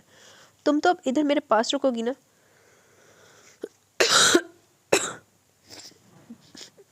हम दोनों होटल में ठहरे में, मैं तुमसे एज़त के बारे में बात करने आया। ताया जी ने फ़ौरन असल बात पर आते हुए कहा, हमारे यहाँ मामूली बातों पर रिश्ते ख़त्म नहीं किए जाते बेटा। मुझे सज्जल से तुम्हारी मोहब्बत पर कोई शक व शुबा नहीं है, लेकिन तुम्हें एज़त से इस सिलसिले में बात नहीं करनी चाहिए थी। ताया जी ने शान से समझाया। ताया जी मैंने कुछ देखा तभी तो। इसकी ज़ुबान लटखनाने लगी। इसी दम इसे वीडियो का ख्याल आया जिसे बनाने और फिर एज़त का ताक़ुब करने की वजह से इसे सानिया की मंगनी की तकरीब ख़त्म होने से पहले जाना पड़ गया था।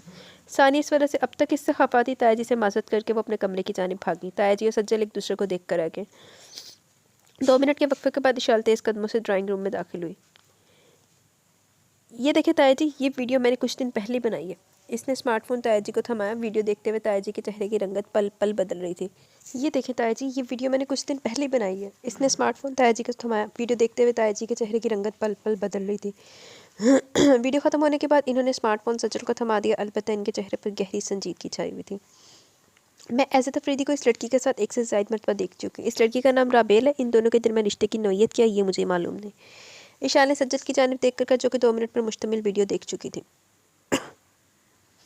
पापा, मेरा ख्याल है कि अगर एज़त और इस लड़की के दरमियान कोई और मामला है तब भी इसे मुझे एतमाद में लेना चाहिए था। सज्जल जो अब तक खामोश थी पस्त लहजे में बोली, ठीक है, हम लाहौर चले जाते हैं। अंगूठी अफरीदी हाउस भिजवा देंगे। बल्कि मैं ख़ुद फरीद को जाकर देकर आऊँगा तो वो बड़े फ़ख्री अंदाज में अपने बेटे के आला किरदार के गुण गाते हैं। ताया जी को सज्जल की दिल आज़ारी दुख दे रही थी। पापा, सबूत के लिए हमारे पास इस वीडियो का मौजूद होना ज़रूरी है, सज्जल ने अरमान अहमद से कहा। नहीं, इसकी ज़रूरत नहीं है, मैं फ़रीद से खुद बात कर लूँगा। जरी के आने से पहले वो दोनों वापस चले गए। मुलाज़िमा ने खातिन मदारत के लिए मेज़ भर दी, लेकिन इन दोनों ने चाय के सिवा किसी चीज़ को हाथ नहीं लगाया।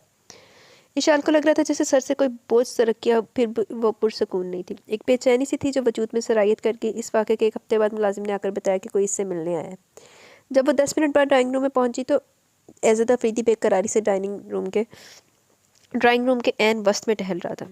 इसे देखकर एक पल को तो इशाल के दिल में खौफ दामनगीर हुआ। ये यहाँ किस सिलसिले में है? इशाल ने इसे बगौर देखा। इसकी सुर्ख होती रंगत इसकी अंदरूनी कैफियत की गवाह थी। होगी तसल्ली, कर ली मनमानी, वो कड़े तेवरों से कह रहा था। ये तो होना ही था, इसने दबे दबे लहजे में कहा। आज इसे सामने देखकर इशाल की हिम्मत कहीं रुखसत हो गई थी। मेरे किरदार को मेरे अपनों की नज़र में मशकूक करके तुमने अच्छा नहीं किया इशाल आफ्ताब। तुम अपना दाव चल चुकी हो।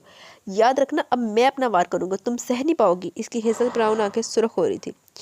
मुझे सज्जल से मोहब्बत नहीं और ना ही मैंने इससे वादे वहद किए थे। हाँ, वो मेरे पापा की पसंद थी। इसके और मेरे दरमियान जो रिश्ता था वो तुम्हारी महदूद ज़हनियत की भेंट चढ़ गया।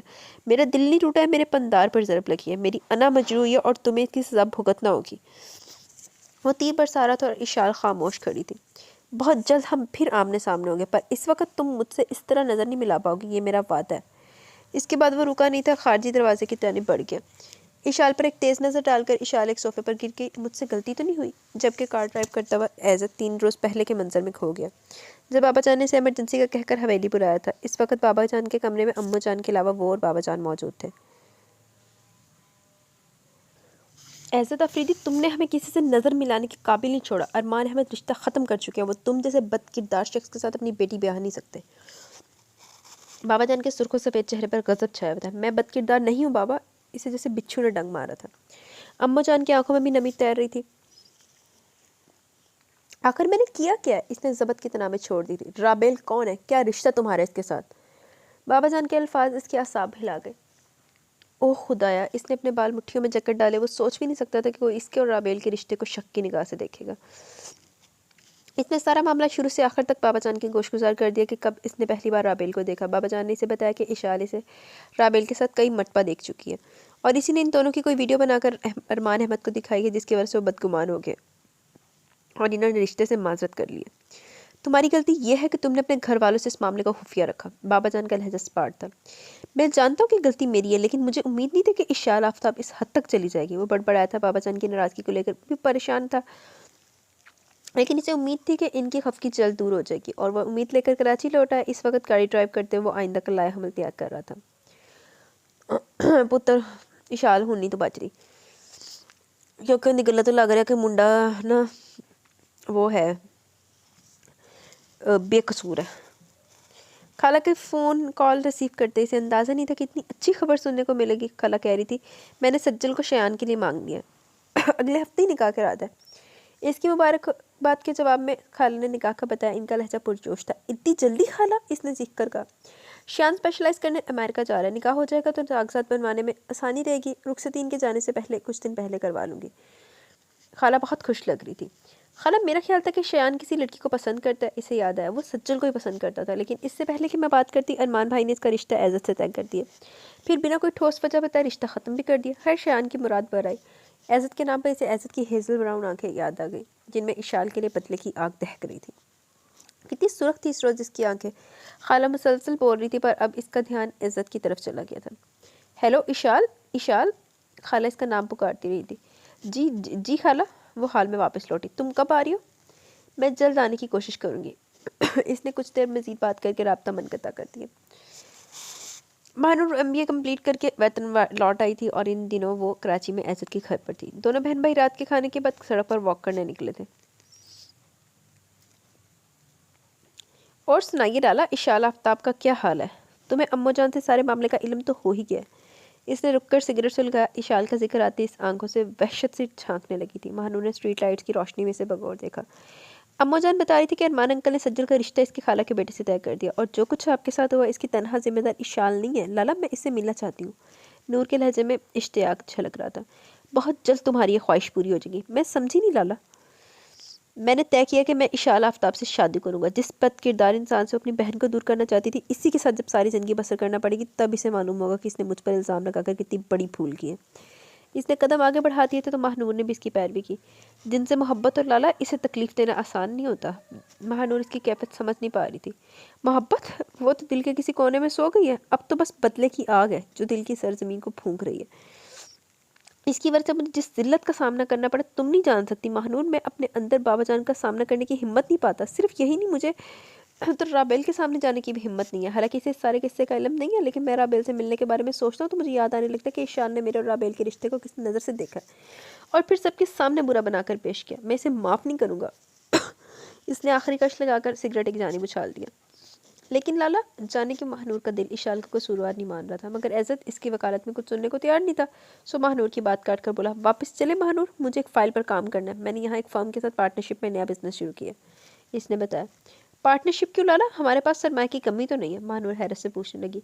ये तो कुछ ताल्लुकात बढ़ाने की कोशिश है। इसका अंदाज मुबहम था। महानूर ने खोज कर आधा तरक कर दिया। मैंने क्यों लग रहा है कि जड़े ताल्लुकात बढ़ाने हैं तो जी पार्टनरशिप है ये इसकी माँ के साथ की है, इशाल की माँ के साथ। बाकी की जगह लग जाऊँगा पता। बहुत कम वो अपने बेडरूम से बाहर निकलती थी, बिलखसूस जरी की मौजूदगी में। इस वक्त भी इसका दिल बेवजह घबराने लगा तो वो बालकनी में आ गई। लॉन में तमाम मरकरी लाइट्स रोशन थी। पोर्च में खड़ी सफ़ेद करोला को देखकर वो चौंकी। ये तो एज़त अफरीदी की गाड़ी है। तभी एज़त बाहर निकला और अपनी गाड़ी के दरवाज़ा खोलकर बैठने से पहले इसने ऊपर की जानिब देखा और बालकनी में इशाल को देखकर इसके चेहरे के उजलात तन से गए। दूसरे पल नज़र हटाकर वो गाड़ी लेकर चला गया। जबकि इशाल कमरे से बाहर निकला, इसका रुख स्टडी की जानिब था। जरी इतने दिनों के बाद इसे अपनी नज़रों के सामने देखकर मुस्कुराई। मैं तो तुमसे बात करने को तरस गई हूँ हनी। इशाल ने माँ का फिक्रा नज़रअंदाज कर दिया। एज़त अफरीदी यहाँ क्यों आया था मॉम? इसके अंदाज में शक की फांस थी जिससे जरी को ज़ख्मी कर दिया। वो मेरा बिजनेस पार्टनर है, कुछ डिस्कशन करना थी। मेरी तबीयत ठीक नहीं थी, इसलिए इसने कहा कि वो घर पर आ जाएगा, बस इसीलिए वो आया था। जरी ने फीके लहजे में कहा। वो इशाल को हक बजानिब समझ रही थी। इसे पता लग गया था जो इसने बोया वही अब इसे काटना पड़ेगा। इशाल मजीद कुछ कहे बगैर पलट गई। तो ऐसे ही है यार, जो चीज़ आप अपनी औलाद को जो खुद को बना के पेश करोगे तो औलाद ने फिर वही समझना। तुम बहुत बदल गई हो ऐसी। अम्मू जान अफसरदा लहजे में बोली। सुबह जिस तरह इसने ऑमलेट में नमक ज़्यादा हो जाने की वजह से खानसामा की तौहीन की थी, इसके लबो लहजे की सख्ती ने इन्हें दहला दिया था। इनके घर में मुलाजमों से ऐसा रवैया नहीं रवा रखा जाता था। फिर खानसामा उम्र में ऐसे से बहुत बड़ा था। गुज़िश्ता शब वो कराची पहुंची थी, इन्हें महानूर ने बुलवाया था। इसे भी लाला का बदला हुआ रवैया हिरासा कर रहा था।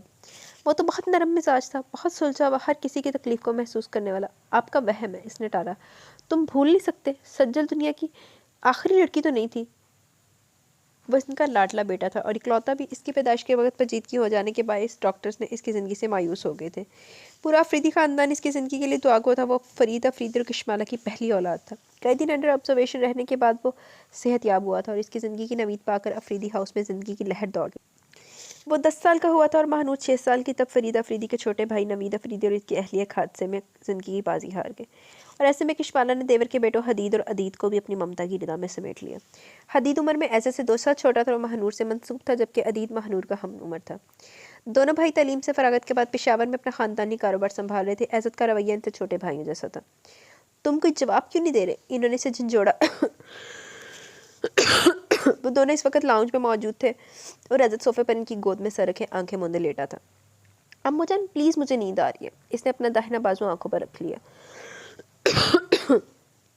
ऐसा गुस्ताखाना रवैया इसके मजाज का हिस्सा नहीं था। इन्हें महानूर की बात का यकीन आ गया कि लाला बहुत बदल गया। इनकी आंखें नमी के बायस छलकने लगी महानूर की तरफ। वो भी फ़कत इशाल को कसूरवार नहीं समझती थी। इस लड़की को इन्होंने सज्जल की मंगनी पर देखा था, वो खुद इन्हें गैर मामूली लगती थी। लबों पर चटकती मुस्कुराहट और आंखों में हज़न व मलाल का जामद तासुर। एज़त बराबर का कसूरवार था। सही बात है यार, आजकल तो एक मिनट भाई, आजकल का जो दौर चल रहा है ना, आजकल तो लोग वही सच मानते हैं जो देखते हैं। तो इशाले भी जो देखा वो उसने सच माना, वो सबको जस्टिफिकेशन दे देता पहले, जो भी इसका ताल्लुक करा बेल के साथ, जिसने इतनी बड़ी बात अपने घर वालों से छुपाई थी। वो माँ थी, माफ़ कर सकती थी, पर हर किसी का ज़रफ़ माँ जैसा नहीं हुआ करता। इसके और सज्जल के रिश्ते का तकादा था कि एक दूसरे पर एतमाद किया जाए। एज़त ने यहाँ गफलत का मुजाहिरा किया था। इन्होंने गहरी नज़र अपने बेटे पर डाली। हैज़र ब्राउन आंखों पर इसने अपना बाजू रखा था। अनाबी लब भेज रखे थे, इस वजह से इसके दोनों गालों पर डिम्पल पड़ रहे थे। वो कितनी देरी से देखती रही, वो बेहिस्सो हरकत लेटा हुआ था।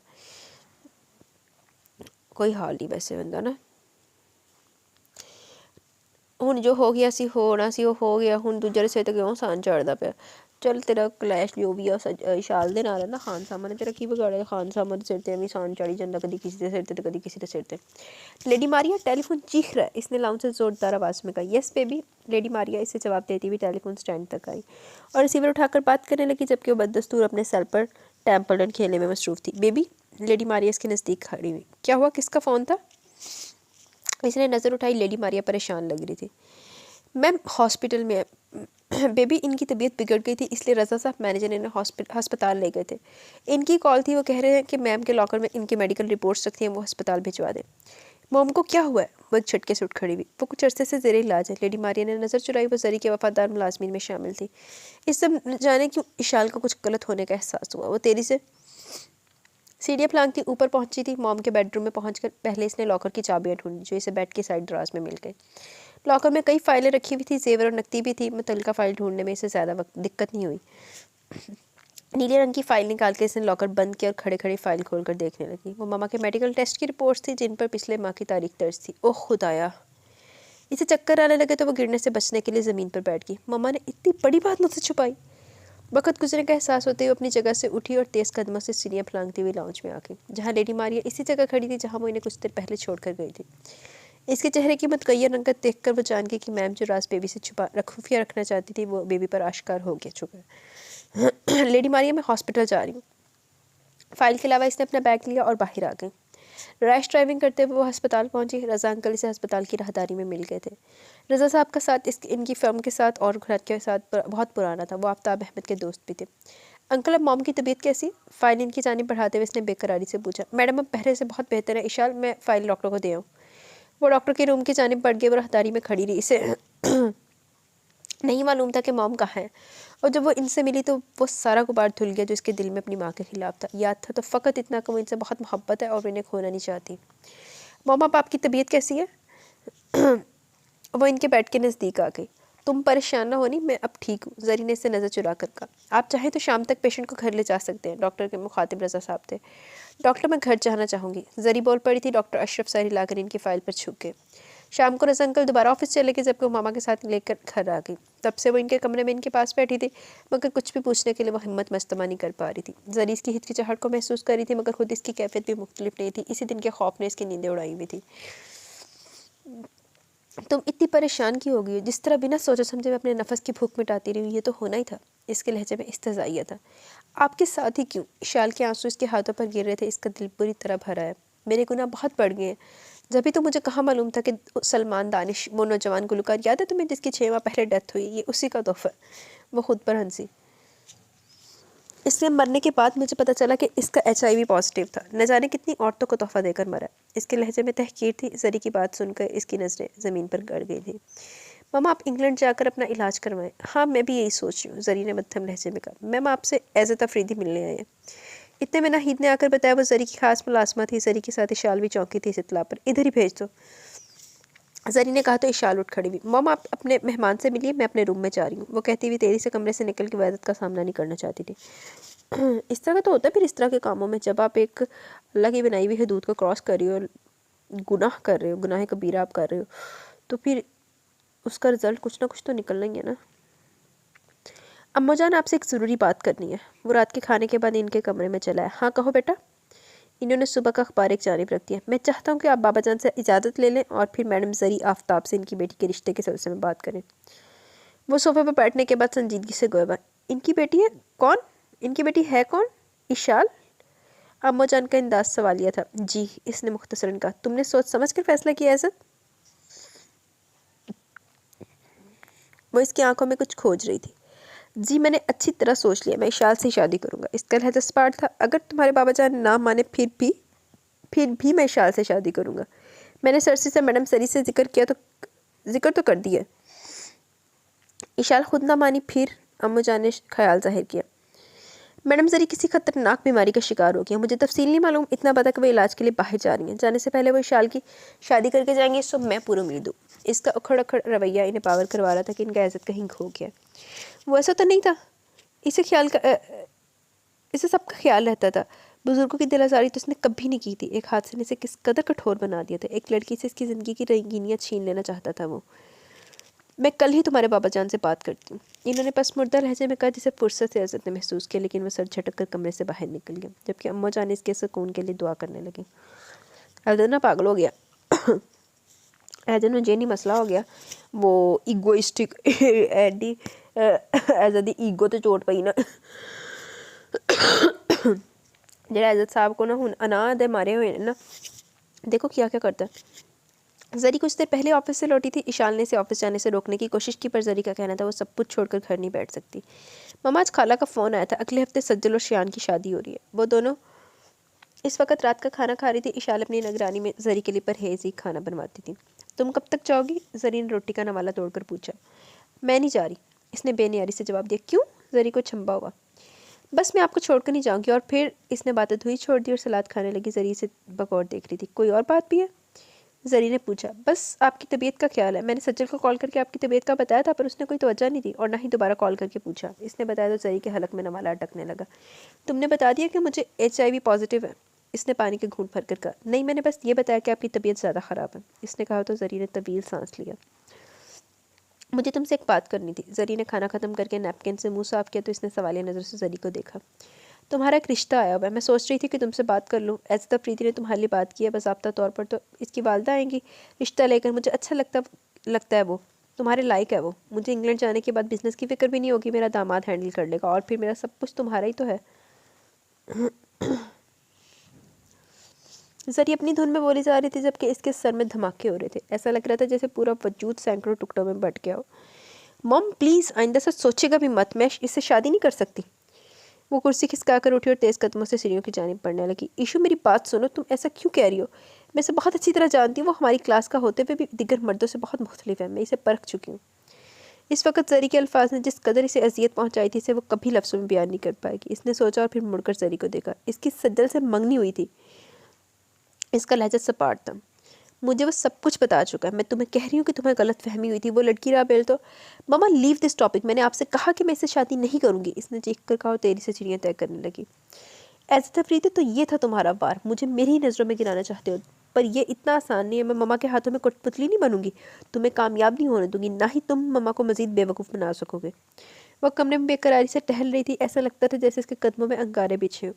जब इसे किसी कल चैन ना आया तो इसने दराज से स्लीपिंग पिल्स की बोतल निकाली और गोली फाँक ली और बिस्तर पर आकर लेट गई।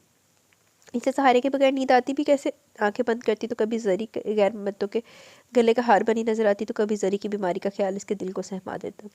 वो इस हकीकत से आगाह थी कि इसकी माँ एक बुरी औरत है, पर वो इससे नफरत नहीं कर सकती थी। यह एहसास इसके दिल को चौके लगाता कि जरी का अंजाम बहुत खौफनाक होने वाला है। कुछ कुछ हो रहा था, कुछ हो जाना आगे और वो अपनी माँ के लिए कुछ भी नहीं कर सकती है। न जाने कब नींद ने से चारों तरफ से घेर लिया। सुबह जब इसकी आंख खुली तो दिन काफ़ी निकल आया था। वो फ्रेश होकर नीचे आई तो घर में गैर मामूली सन्नाटा महसूस करके दिल होल गया। हालांकि मुलाजमीन अपने अपने मामूल के कामों में मसरूफ थे। लेडी मारिया, मॉम ने नाश्ता कर लिया? इसने लेडी मारिया को मुखातिब किया तो वो इसे देखते हुए बोली, बेबी रात में मैम की तबीयत ज़्यादा ख़राब हो गई थी। हमने रज़ा साहब को कॉल करके बुलवाया था, इन्हें हॉस्पिटल में एडमिट कर लिया गया। नाहिद भी इनके साथ हॉस्पिटल में ही है। इसकी रंगत फ़क होगी पूरी बात सुनकर। मुझे क्यों नहीं जगाया? इसने बेबसी से कहा। मैम ने मना किया था आपको जगाने से। आपके लिए नाश्ता ले आऊं? नहीं, सिर्फ चाय। वो दोनों हाथों में सर थाम कर बैठ गई। मेरी रात वाली बदतमीजी से मामा हर्ट हो गई है। बीमारी ने इनके असाब को कमज़ोर कर दिया। मुझे इनसे नरमी से बात करनी चाहिए। नरमी ने गल करन दा मकसद हाय हाय किधर गया? नरमी ने गल करन दा मकसद है कि डिमांडा भी मनिया पैनियां फिर कर ला देना प्यार जितना। वो दिल ही दिल में खुद को मोरद इल्ज़ाम ठहरा रही थी। चाय पीने के बाद वो अस्पताल आ गई। रज़ा साहब कॉरिडोर में मौजूद थे। वो जरी और इशाल के खैर ख्वाह थे। रज़ा साहब से जरी की खैरियत मालूम करके इसने रज़ा साहब को घर भेज दिया। जरी इस वक्त सो रही थी। नाहिद इसके पास मौजूद थी। दोपहर में जरी की तबीयत काफ़ी बेहतर थी। वो जरी से दूर की बातें करके इसका दिल बहलाने की कोशिश करने लगी। डॉक्टर्स का ख्याल था कि जरी को वक्त ज़ाया किए बगैर इलाज के लिए बैरून मुल्क चले जाना चाहिए। डॉक्टर के जाने के बाद जब इशाल ने भी इस बात पर जोर दिया तो जरी ने नफ़ी में सर ला दिया। तुम्हें इस तरह छोड़कर नहीं जाऊंगी मैं। अपने ददियाल वालों को तो देख लिया ना तुमने? किसी ने पलट कर पूछा कि तुम्हारी माँ जिंदा है या मर गई? मेरी सगी माँ जाई तक ने खबर नहीं ली मेरी। अपने बेटे की खुशियों में मगन है। खैर मैं तो हूँ ही इस काबिल, इसी सलूक की मुस्तई को। जरी की आवाज़ भरा गई। मॉम आप तौबा कर ले सच्चे दिल से, फिर अल्लाह ताला आप पर अपना करम करेंगे, माफ़ कर देंगे आपको। इशाल रक्कत से कह रही थी। इसकी आंखें लबालब पानियों से भर गई। मैंने अपने रब के हुक्म से रूगिरदानी किया, वो इससे तो माफ़ कर देगा, लेकिन जो ज़्यादतियाँ मैंने इसके बंदों के साथ की है इन्हें वो तभी माफ़ करेगा जब इसके बंदे मुझे माफ़ करेंगे। वो कहीं दूर खोई भी थी। मामा आप इसके बंदों से भी माफ़ी मांग लें, अभी वक्त आपके हाथों से निकला नहीं है। वक्त तो सालों पहले मेरे हाथों से निकल चुका है। जरी इस वक्त इसे कोई मम्मा लग रही थी। जरी की बातें इशाल को समझ में नहीं आ रही थी। शाम के वक्त रज़ा साहब की बेगम आई थी। जरी की हालत के लिए बरसों से इनका आफ्ताब मंजिल के मकीनों के साथ दोस्ताना था। वो भी जरी के इलाज के घर से बैरून मुल्क जाने का मशवरा दे रही थी। ये जो जरी की ये डबल मीनिंग बातें करी ना, मीनिंगफुल सी बातें, मानी केस इनके पीछे कोई होर कहानियां जरी ने बहुत कांड किए हुए हैं। पर जरी की एक ही रट थी कि वो इशाल की शादी करके ही जाएगी। मामा मैं भी आपके साथ चलूंगी, जब आपकी तबीयत समझ जाएगी तब आप जहाँ कहेंगी मैं शादी कर लूँगी। बेगम रज़ा के जाने के बाद इशाल ने माँ को समझाने की कोशिश की। इशाल मैंने अब तक कोई भी फ़र्ज़ दयानतदारी से अदा नहीं किया, न बेटी होने का, न माँ होने का, न बीवी का फ़र्ज़। तुम्हारे साथ मैंने जो किया तुम बखूबी जानती हो। मुझसे ज़्यादा ममता तो तुम्हें लेडी मारी के आगोश में मिली है। अब ज़िंदगी के इस आखिरी हिस्से में मैं चाहती हूँ कि तुम्हारी शादी का फ़र्ज़ अदा करने में मैं कोताही ना करूँ। मरने से पहले तुम्हें दुल्हन बना देखना चाहती हूँ। वाद से पहले इस तरह इशाल पर आया नहीं हुई थी, मगर इशाल की मुश्किल ये थी कि जरीन की इसकी शादी एज़त अफरीदी से करना चाहती थी। वो मामा को एज़त की धमकी का बताकर इनकी अजियत में इजाफा नहीं करना चाहती थी। 2 रोज़ बाद जरी डिस्चार्ज होकर घर आ गई। शाम के वक्त एज़त इससे मिलने आया। इशाल दानिस्ता इसके सामने नहीं आई। ना ही से मालूम था कि दोनों के दरमियान क्या बात हुई है। किस मौजू पर गुफ्तगू हुई। जरी को मुसलसल बुखार रहने लगा था, जिसकी वजह से इसका जिस्म टूटने लगता था। इशाल से इसकी हालत देखी नहीं जाती थी। इसे कुछ सुझाई नहीं दे रहा था। ईशु मुझे कुछ दवा दे दो जिसे खाकर मैं हमेशा के लिए मर जाऊँ। मुझसे ये अजियत बर्दाश्त नहीं होती। वो मायूसी की इंतहा पर थी। इसकी बात सुनकर इशाल का दिल भरा है। मम्मा आप इलाज के लिए इंग्लैंड क्यों नहीं जा रही? इसने अपने आंसुओं का गला घोंटा। तुम्हारी शादी हो जाए, मुझे और कोई ख्वाहिश नहीं। इसकी यही रट थी। ठीक है मम्मा, जो आप मर्जी में आए वो कीजिए, खुदारा मरने की बातें ना करें। वो इतना कहकर कमरे से बाहर निकल गई। वो जानती थी कि एज़त आफरीदी इसकी ज़िंदगी को खुद साख्ता जहन्नुम में धकेल देगा, पर वो जरी की अपनी ज़िंदगी की आंखों के सामने मरते हुए नहीं देख सकती थी। ना ही मामा को एज़त की धमकी का बताकर इनकी तकलीफ में इजाफा कर सकती थी। इसके लफ्ज़ों ने कोई जादू दिखाया था। जरी दूसरे दिन सुबह लॉन में चहलकदमी करती पाई गई। इसे बुखार भी नहीं था। इशाले से देखकर खुश होने के साथ हैरान भी हुई। जरी ने बताया कि एज़त की फालदा शाम को रिश्ते की बात करने आ रही है। इसे पता था कि एज़त भी साथ ही होगा, सो वो जरी को बिना बताए थाने की तरफ आ गई। जब वो लौटी तो मेहमान रिश्ता तय करके जा चुके थे। चलो भुगतो इशाल जी, हुण जे नहीं रह गया तेरे वास्ते एज़त, ਜਿਹੜਾ ਅੱਜ ਕੱਲ੍ਹ ਪਹਿਲੇ तो चंगा बड़ा डिसेंट मुंडा सी, लेकिन तू ना ਉਹਨੂੰ ना ਉਹਦੀ शिकायत ला के ना जिन बना दिता। लगता था कि जज्बात मुकम्मल तौर पर मुंजमद हो गया। कोई आरज़ू, कोई ख्याल, खुश रंग तसव्वुर कुछ भी तो नहीं था। दूर दूर तक वीरानी का राज था। महानूर ने बहुत कहा कि वह इशाल की शॉपिंग करने के लिए इनके साथ चले, लेकिन वो पहलू बचा गया। इसका दिल इन तमाम लवासमात की खूबसूरती को महसूस करने से कासिर था। वो ख़ुद को मुसलसल बहला रहा था कि इसे कोई फ़र्क नहीं पड़ता कि बाबा जान इसकी शादी में शरीक नहीं होंगे। इसे अम्मो जान के अल्फाज अब भी आते। इन्होंने कहा था एज़त ने राबेल से अपने ताल्लुक़ को छुपाकर एक संगीन गलती की, और अब वो इशाल से शादी करके दूसरी संगीन गलती करने जा रहा है। इस लड़की की जज्बातियत की वजह से हमें अपने दोस्त के सामने शर्मसार होना पड़ा। हमें अब कोई दिलचस्पी नहीं कि एज़त किसे अपनी ज़िंदगी में शामिल करता है। और एज़द सोचता रह गया कि वो तो अपने अंदर दहकती बदले की आग को बुझाने के लिए इशाल को अपनी ज़िंदगी में शामिल कर रहा था। इसके अंदर ना तो कोई जज्बात मौजूद है, ना ही कोई ना आने वाले लम्हों की खूबसूरती का एहसास। सारी आरज़ुएं खशो खाशाक हो गई थी। चल यार छोड़ दे, गुस्सा थोक दे। जरी ने इशाल के ददियाल और अपनी बहन फरी को टेलीफोन करके इशाल की शादी की इत्तला दे दी। इशाल को जब जरी की ज़ुबानी मालूम हुआ तो इसका दिल चाहा वो चुल्लू भर पानी में डूब मरे। क्या सोचते होंगे ताया जी और दादी के इशाल ने अपनी गर्ज की वजह से सज्जल की दरवाई। वो तो खुद एज़द अफरीदी को हासिल करना चाहती थी। मम्मा आप मुझ पर जुल्म कर रही है, पूरी दुनिया में आपको यही शख्स मिला था अपनी बेटी के लिए। वो तन्हाई में सिसक उठी, जरी सब कुछ भी कहना फजूल था। बिलाखिर वो शाम भी आ गई। एज़द अफरीदी आज एजाबा कबूल के बाद इसके जिस्म जान का मालिक बन बैठा था। जरी बहुत खुश थी और मेहमानों से मुबारकबादें वसूल कर रही थी। ताई जी टेलीफोन पर माजत कर चुकी थी कि दादी की तबीयत की नासाजी की वजह से इनके घर से कोई भी शादी में शरीक नहीं हो सकेगा, जबकि फरी खाला भी बेटे और बहू के पास फिर उन्हें मुल्क रवाना हो चुकी थी। स्टेज पर बैठी सजी सवरी इशाल आज हुरों को भी मात दे रही थी। आज से पहले इसने कभी इतना से इनकार नहीं किया था। एज़द अफरीदी अब तक स्टेज पर नहीं आया था। फरीदा अफरीदी के अलावा पूरा ख़ानदान ही एज़द की बारात के साथ आया था और सभी दुल्हन के हुस्न से मुतासिर दिखाई दे रहे थे। इशाल सर झुका सोचों में गुम अपने हिनाई हाथों को देख रही थी, जब भी अम्मा जाने से इससे किसी से मुतारिफ करवाने लगी, ये तुम्हारी भाभी। इशाल ने चौंक कर सर उठाया तो इसे ज़मीन घूमती हुई महसूस हुई और मुस्कुराती हुई लड़की राबेल थी। अल्लाह, जोर का झटका हाय जोरों से लगा। मच्छर ने भी ना इशाल दे ना झटके थे ना आके मेरे पड़ी ना वो गवाही दी है कि हाँ उन वाकई लग गया मेरे कान च आके। भाभी आप सचमुच बहुत खूबसूरत है, राबेल तारीफ कर रही थी और ख्वाब में इसे जवाब में इसे मुस्कुराया भी नहीं गया। किशमाला ये लड़की कौन है? किसी खातून ने अम्मा जान से इस्तफसार किया। ये राबेल है, एज़द ने इसे बहन बनाया हुआ है। बिल्कुल महानूर की तरह ख्याल रखता है इसका। अम्मा जान ने राबेल का चेहरा नरमी से थपथपाया, जबकि इशाल को अपना पस्तियों में गिरता हुआ महसूस हुआ। क्या था ये सब? इस लड़की और एज़द के दरमियान अगर बहन भाई का ताल्लुक था तो इसने सज्जल को क्यों लाइलम रखा? वो सोचने लगी। एज़द ने कोई बहाना करके स्टेज पर नहीं आया। मामा को भी इसने बातों से बहला लिया। रुखसती के वक्त जरी की आंखें नम थी, मगर इशाल को ऐसा लग रहा था कि इसका पूरा वजूद पत्थर का होता जा रहा है। आने वाले लम्हों का खौफ इसकी सांसों को बोझल कर रहा था। मैरून लैंड क्रूजर की पिछली सीट पर इसके दाएं बाएं महानूर और अम्मा जान विराजमान थी, जबकि एज़द फ्रंट सीट पर हदीद के साथ बैठा था। हदीद ड्राइविंग कर रहा था। महानूर सारा रास्ता भाई की कान खाती रही। जवाबन वो हूँ हाँ कर रहा था। अम्मा जान को समझने में देर नहीं लगी कि वह जहनी तौर पर गैर हाजिर है। महानूर इसे एज़द के कमरे में पहुंचा चुकी थी, जबकि इशाल के अंदर धक्कड़ पकड़ होने लगी थी। वो खुशगुमान नहीं थी, जानती थी कि एज़द अफरीदी ने इसे अपनी ज़िंदगी में क्यों शामिल किया, जबकि दूसरी तरफ एज़द टेरेस पर खड़ा किसी गैर मरई नुक्ते को घूर रहा था। इसे कुछ समझ में नहीं आ रहा था। इसने इशाल को अपनी ज़िंदगी में शामिल कर लिया था। आज की शब वो इसका सामना नहीं करना चाहता था। अपने कमरे में इशाल की दुल्हन के रूप में मौजूदगी का एहसास इसके अंदर इस्तराब पैदा कर रहा था। तभी वो टेरेस से बाहर रूम की जानिब बढ़ गया।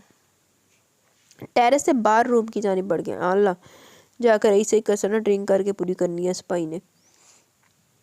ये बार रूम इसके मेहमानों के लिए बनाया गया था। वो खुद इस खुराफात से दूर रहता था। चलो आज जो अभी चख लेगा, पर आज वो सब कुछ भूल जाना चाहता था, बिलखसूस वो जज्बा जो कभी इशाल के लिए इसके दिल में जागा था। रात का आखिरी पहर था जब वो लड़खड़ाते कदमों से अपने कमरे में दाखिल हुआ था। पूरे घर पर हू का आलम तारी था। तमाम मेहमान थके हारे सो चुके थे। दरवाज़ा अंदर से लॉक करके इसने कमरे में तायराना नज़र दौड़ाई। बेडरूम की सजावट हदीद ने किसी माहिर डिज़ाइनर से करवाई थी। इसे यकीन वासिक था कि वो इसके इंतज़ार में बैठी होगी। खाली बेड देखकर इसे हैरत हुई, फिर हैरत शदीद हुई, क्योंकि वो पूरे कमरे में कहीं नज़र नहीं आ रही थी। अलबत्ता इसका तमाम जेवर ड्रेसिंग टेबल पर रखा था। लहंगा भी एज़द की नज़र में आ चुका था, जो कि सोफ़े पर रखा था। कहाँ गई? एज़द की सुर्ख आंखों में उलझन उभरी। वो कमरे के दरमियान में आकर नज़रों से इसे खोजने लगा। हालांकि इसके ख्याल को भाड़ में छौंक कर सो भी सकता था। तभी टू सीटर सोफ़े के पीछे आहट हुई तो वो चौंक कर मुड़ा और सोफ़े की पुष्ट पर पहुँच कर रुक गया। सोफ़े के पीछे वो घुटनों में सर छुपाए बैठी थी। इसके सियाह चमकीले बाल शानों पर फैले हुए थे। चौंक कर इसने सर उठाया। एज़द को इतने नज़दीक देखकर बौखलाकर उठ खड़ी हुई। एज़द की नज़रें इसके धुले धुला चेहरे पर थी, जहाँ आंसू की लकीरें चमक रही थी। तुम यहाँ छुप कर किस लिए बैठी हो? कहीं तुम्हें ये गलत फहमी तो नहीं होगी कि मैं तुम्हारे हुस्न को खराज पेश करूँगा? इसका लहजा सुलग रहा था। राबेल, चाह की आवाज़ के साथ एज़द का थप्पड़ इसके दाएं गाल पर पड़ा। राबेल का नाम भी अपनी ज़ुबान से मत निकालना। इशाल की ज़ुबान से राबेल का नाम सुनते ही इसका वजूद शोलों में झुलसने लगा। आंखों से लहू टपक रहा था। इशाल अपने गाल पर हाथ रखे फटी फटी आंखों से उसे देख रही थी। तुम्हारी हट धर्मी ने तुम्हें यह दिन दिखाया। तुम जैसी लड़कियां अपने आप को बहुत अक्लमंद समझती हैं। पूरी दुनिया ने अपने आगे बेवकूफ़ दिखाई देती है। अपनी नाम नेहाद अक्लमंदी की वजह से तुमने मुझे सबकी नज़रों में गिरा दिया। मेरी अजियत में तुम बराबर की हिस्सेदार हो। सो अब तुम भी भुगतो। कैसे सामना कर पाओगी तुम अपनी दादी का, अरमान अंकल का, और हाँ सज्जल भी तो है। जब इन लोगों को मालूम हुआ होगा कि इशाल आफ्ताब अब इशाल एज़त बनने जा रही है, तो इन्होंने क्या सोचा होगा तुम्हारे बारे में, तुम अच्छी तरह समझ सकती हो। इसके अल्फाज जहन में बुझे हुए थे। इशाल की रग रग में दर्द की टीसें उठने लगी। गलती सिर्फ मेरी नहीं है, इसने इशाल को बात पूरी नहीं करने दी और दूसरा थप्पड़ जिसके बाएं गाल पर पड़ा था, थप्पड़ तो मार चुका था, लेकिन अब अपनी हथेली पर इसके आंसू की नमी का एहसास से मुस्तरब करने लगा था, जिसे दबाने के लिए वो चीख उठा, शट अप, ऐसा ना हो कि तुम आज की रात मुझसे ज़ाया हो जाओ। वो मुड़ा और लड़खड़ाते कदमों से बेड तक पहुंचा। बेड के दरमियान में ढेर हो गया। विशाल को कोई शुबा नहीं था, वो जान चुकी थी कि एज ड्रिंक किए हुए था। वो अपनी सिसकियाँ दबाती हुई सोफे पर बैठ गई। रात के अचानक इस पहर इसकी आंख लगी। दोबारा जब इसकी आंख खुली तो वो कुछ देर तक गायब दिमागी से बैठी रही। जैसे सूरत हाल का इदराक हो, वो हड़बड़ाकर अपनी जगह से उठ खड़ी हुई। पूरा जिस्म अकड़ा हुआ महसूस हो रहा था, सर में भी शदीद दर्द हो रहा था। महानूर जब कमरे में आई तो इस वक्त तक इशाल शावर ले चुकी थी। एज शायद जा चुका था। इसके चेहरे पर गुजरी शब की तबाहकारियाँ देखकर महानूर को लगा जैसे इसका दिल किसी ने मसल डाला हो। तब भी वो बिना कुछ कहे उल्टे कदम लौट गई और अम्माजान को इसके पास भेज दिया। अम्माजान जब कमरे में आई तो इस वक्त वो बालों में ब्रश फेर रही थी। अस्सलाम वालेकुम। इसके सलाम का जवाब देकर अम्माजान ने इसके चेहरे दोनों हाथों में थाम लिया। इसके रुखसारों पर एज़त की उंगलियों के निशान सबत थे। इसने तुम्हें मारा? इन्होंने सरगोशी में कहा। मुझे माफ़ कर दो बेटे, मुझसे इसकी तरबियत में कोई कोताही हो गई है। इनका लहजा भीग रहा था। नहीं प्लीज़। इशाल ने तड़प कर इनके हाथ थाम लिए। किस कदर खूबसूरत थी अम्मा जान, इनका दिल कितना नरम था। गलती तो मेरी भी है। इसकी नज़र झुकी हुई थी। तुम्हारा नाश्ता मैं कमरे में भिजवा देती हूँ, किसी और चीज़ की ज़रूरत हो तो कहो। वो इंतहाई शर्मसार लग रही थी। मेरे सर में शदीद दर्द है, अगर पेन किलर मिल जाए तो। हाँ मैं भिजवाती हूँ। नाश्ते के बाद तुम आराम कर लेना, शाम में तुम्हें पार्लर भी जाना है। रात को वलीमे का ड्रामा होना बाकी था, जिसमें फिर से इसे और एज़त को अपनी अपनी अदाकारी के जौहर दिखाने थे। नाश्ते के बाद वो पेन के लिए लेकर सो गई। दोबारा जब इसकी आंख खुली तो दोपहर ढल चुकी थी। सोफे पर पड़े गीले तौलियों को देखकर इसे अंदाज़ा हुआ कि इसकी नींद के दौरान एज़त कमरे में आया था और शाम को महानूर के साथ पार्लर आ गई। वलीमे की तकरीब का इंतज़ाम होटल में किया गया था, जहाँ आज भी मेहमानों की कसीर तादाद मौजूद थी। इशाल को जरिए आज कदरे पसमानता लगी थी। चलो कोई नहीं। इशाल ने चंडा मन लगा था मेकअप ने छुपा देती हैं उंगलियां ने निशान, या शायद खायब हो गए हो। मामा आपकी तबीयत तो ठीक है? मेरी फिक्र मत करो, लाइफ एंजॉय करो। जरी की त्वचा एज़त पर थी, जो इशाल के पहलू में बैठा गजब ठा रहा था। किशमाला ने इसे सरजनिश की थी, वह शादी वाले रोज़ स्टेज पर क्यों नहीं आया। सुबह आज इशाल के साथ मौजूद था। कुछ देर इससे बातें करने के बाद जरी स्टेज से उतर कर किशमाला के पास चली गई। इशाल ने एक सरसरी नज़र एज़त पर डाली, जो हदीद से बातें करते हुए हंस रहा था। हम दोनों ने अपने अपने चेहरों पर नकाब डाल रखे। इसने सोचा। तकरीब रात के इख्तिताम पजीर हुई। एज़त के आने से पहले वो लिबास तब्दील करके सोफे पर सोने के लिए लेट चुकी थी। ओढ़ने के लिए इसने चादर ली थी। इसे मालूम नहीं हुआ कि एज़त इसके सोने की कितनी देर बाद कमरे में है। दूसरे रोज़ दोपहर में तमाम मेहमान रुखसत हो गए। महानूर और अम्मा जान का भी मज़ीद रुकने का इरादा था। आज रात जरी की फ़्लाइट थी। वो लंदन इलाज की गर्ज से जा रही थी। इशाल माँ से मिलने के लिए जा रही थी, लेकिन वो दिल से चाहती थी कि एज़त भी इसके साथ जाए, ताकि जरी के सामने इसका भरम रह जाए। लेकिन इसमें इतनी जुर्रत नहीं थी कि वो इसे मुखातिब करती हुई। अवलिन शब के बाद इन दोनों में कोई बात नहीं हुई थी, और आज तो वो सुबह से ही गायब था। वो जरी के सामने एहतमाम से सिंगार करके जाना चाहती थी। इसने रॉयल ब्लू कलर की साड़ी बांधी थी, जिसके बॉर्डर पर मैरून नाजुक काम बना हुआ था। बालों को इसने खुला छोड़ रखा था। लाइट मेकअप और कुंदन की ज्वेलरी में इसका वजूद लश्कारे मारा था। किशमाला ने भी इसे देखकर माशाल्लाह कहा था। मैं चाहती थी कि एज़त भी तुम्हारे साथ जाता। मैंने कॉल की है, पर इसका सेल फोन ऑफ जा रहा है। किशमाला शर्मसार लग रही थी। अम्मा जान डोंट वरी, मैं चली जाऊंगी। अम्मा जान की शर्मिंदगी महसूस करके इसका दिल उदास होने लगता था। गाड़ी ड्राइव करती हुई जब वो एयरपोर्ट पहुंची तो देखा कि जरी इसकी बेचैनी से मुंतज़िर थी। ऐसे दोपहर में आया तो मैंने कहा था कि इशू को भी ले आते, तो इसने बताया कि घर पर मेहमान आए हुए हैं, तुम एयरपोर्ट पर पहुंच सकोगी। जरी की आंखें नम और चेहरा जर्द हो रहा था। इशाल माँ की बात सुनकर चौंकी। क्या शख्स था ऐसे तफरीदी भी? एक तरफ तो इसे अनजान बनकर बैठा था, दूसरी जानिब इसे जरी के जज्बात का भी ख्याल था कि इसके दिल में कोई मलाल ना ले। सो वो जरी से मुलाकात करके गया था। जी मामा, मेहमान आ गए थे, आप अपना बहुत सारा ख्याल रखिएगा, मेरी फ़िक्र बिल्कुल मत कीजिएगा। इसने ज़बरदस्ती मुस्कुराहट लबों पर सजाई। अंकल आंटी प्लीज़ मामा का बहुत ख्याल रखिएगा। अब वो मिस्टर एंड मिसेज़ रज़ा से मुखातिब थी, जो अब मिसेज़ रज़ा से तसल्लियाँ देने लगी, लेकिन इसके दिल को करार ही नहीं आ रहा था। दिल अनजाने खदशात से सहम रहा था। पता नहीं वो दोबारा अपनी माँ का चेहरा देख भी पाएगी या नहीं। रुखसत होते समय इसने आखिरी अल्फाज यही था कि इशू बेटा मुझे माफ़ कर देना। घर आकर भी इशाल का दिल बुझा बुझा सा था। महानूर इसका दिल बहलाने के लिए सैलून में ले आई और बातें करने लगी। एक बात पूछूं महानूर? हाँ ज़रूर। महानूर ने मुस्कुराकर इसे देखा। पहली बार देखकर ही बस पर फरेफ्ता हो गई थी। तुम्हारे होते हुए तुम्हारे लाला को रापेल को बहन बनाने का ख्याल क्यों आया? हाउ स्वीट, तुम्हारी ज़ुबान से कितना अच्छा लग रहा है तुम्हारे लाला। महानूर की ज़ुबान पर बात पर वो झेंप गई, जबकि महानूर इसके चेहरे पर बिखरे रंगों को देखकर कहने लगी, इन दिनों लाला कराची में ही थे जब इन्होंने पहली बार राबेल को देखा। ये बहुत अच्छी, ज़्यादा पुरानी बात नहीं है। महानूर ज़रा मेरे रूम में आओ। ऐसा तब प्रीति अपने कमरे की बालकनी में खड़ा था। न जाने वो कब आया था, इन्हें पता ही नहीं चला। आई लाला, इसने इशाल से एक्सक्यूज़ किया और अंदर की जानिब पड़ गई। जबकि इशाल कितनी ही देर बेमकसद लॉन में टहलती रही, ज़िंदगी इससे किस मुकाम पर ले आई थी। बहुत देर के बाद वो बेदिली से अंदर आई। कमरे की जानिब कदम बढ़ाते हुए इसकी हथेलियाँ भीग रही थी। एज़द अफरीदी का सामना करने के ख्याल से आफताब मंजिल की शिदाती के पास इसके अलावा कोई जाय पनाह भी नहीं थी। कमरे में एज़द को ना पाकर इसने एक सुकून भरा सांस लिया और फिर तकिया और चादर लेकर सोफे की जानिब पड़ गई। आपने मुझे बुलाया? कुछ ही देर बाद गुलजार अम्मा जान का बुलावा देकर आ गई तो वो इनके कमरे में आ गया। तुम जानते हो कि मैं और महानूर कल वापस जा रहे हैं? वो नरम लहजे में गोया। जी, आपने बताया था कि आगा जी का बुलावा आया। इनके नज़दीक ही वो बैठ गया। अम्मा जानी से हद संजीदा नज़र आ रही थी। जाने से पहले मैं तुमसे कुछ ज़रूरी बातें करना चाहती हूँ। मैं चाहती हूँ कि तुम इशाल को लेकर लाहौरा और अफरीदी हाउस में कुछ दिन रहो। इन्होंने बेटे को बगौर देखा। आपका क्या ख्याल है कि आगा जी को ये गवारा होगा? इसका लहजा सपाट था। मैं इनसे बात कर लूँगी, लेकिन मैं ये नहीं भूल सकता कि वो मुझसे खफा है। एक अजनबी लड़की की कही बात पे इनके नज़दीक ज़्यादा अहम थी। इसकी आवाज़ कदरे बुलंद थी। इशाल बहुत अच्छी लड़की और मासूम लड़की है। ऐसे जो हुआ इसे भूलने की कोशिश करो। इशाल को दिल से अपना लो बेटा। अम्मा जान का लहजा मुल्तजियाना हो गया था। जो कुछ हुआ इसे भूल जाओ। इशाल की वजह से मैं आगा जी की नज़रों से गिर गया हूँ। मैं सबकी नज़रों से गिर गया हूँ अम्मा जान। मैं अपनी ही नज़रों से गिर गया हूँ। जिस लड़की की वजह से ये सब हुआ मैं इसे माफ़ कर दूँ? इसका लहजा बददस्तूर बुलंद था। जिस लड़की से शादी मैंने बदला लेने के लिए की थी, इसे माफ़ कर दूँ? नहीं, ये नहीं हो सकता। आज पहली बार वो इस बात को अम्मा जान के सामने तस्लीम कर चुका था कि इसने इशाल से शादी इसे बदला लेने के लिए की थी। अम्मा जान रंजो तासुफ में घिरी इसे देख रही थी। फिर इन्होंने कहना शुरू किया, जब तुम्हारी शादी की पहली सुबह मैंने इसे देखा तो मुझे लगा मेरा दिल किसी ने मुट्ठी में लेकर मसल डाला। मुझे अपनी महानूर का ख्याल आया था। अगर मेरी बेटी के साथ शादी की पहली रात इसका शौहर ऐसा सलूक करता तो मैं तो जीते जी मर जाती। एज़त, मुझसे वादा करो तुम आइंदा इस पर हाथ नहीं उठाओगे। अम्मा जान का लहजा भराया हुआ था, जबकि एज़त अम्मा जान की ज़ुबानी सच्चाई सुनकर शर्मिंदा तो था ही, मगर इसे वादा करने में भी तामल था। इशाल से वो कोई नरमीन बरतना चाहता था। वादा करो मुझसे एज़त, वरना मैं तुम्हें अपनी सूरत नहीं दिखाऊंगी। अम्मा जान की आंखें नम थी। मैं वादा नहीं कर सकता अम्मा जान, मैं कोशिश करूँगा, और आप मेरी माँ हैं। आप इसके लिए इस कदर हसास क्यों हो रही हैं? वो बास पुरस कर रहा था। इसलिए एज़त के बुलेट की भरी दुनिया में तन्हा होगी। तुमसे शादी के जुर्म में इसके अजीज़ों ने इसे कतई ताल्लुक़ कर लिया। फ़कत एक माँ है, वो भी न जिंदा लोगों में इसका शुमार है न मुर्दों में। बताओ, क्या तुम्हें यकीन है कि इसकी माँ सेहतियाब होकर लौट सकेगी? नहीं एज़त, हम यकीन से कुछ नहीं कह सकते। हमारे सिवा इसका है ही कौन बेटा?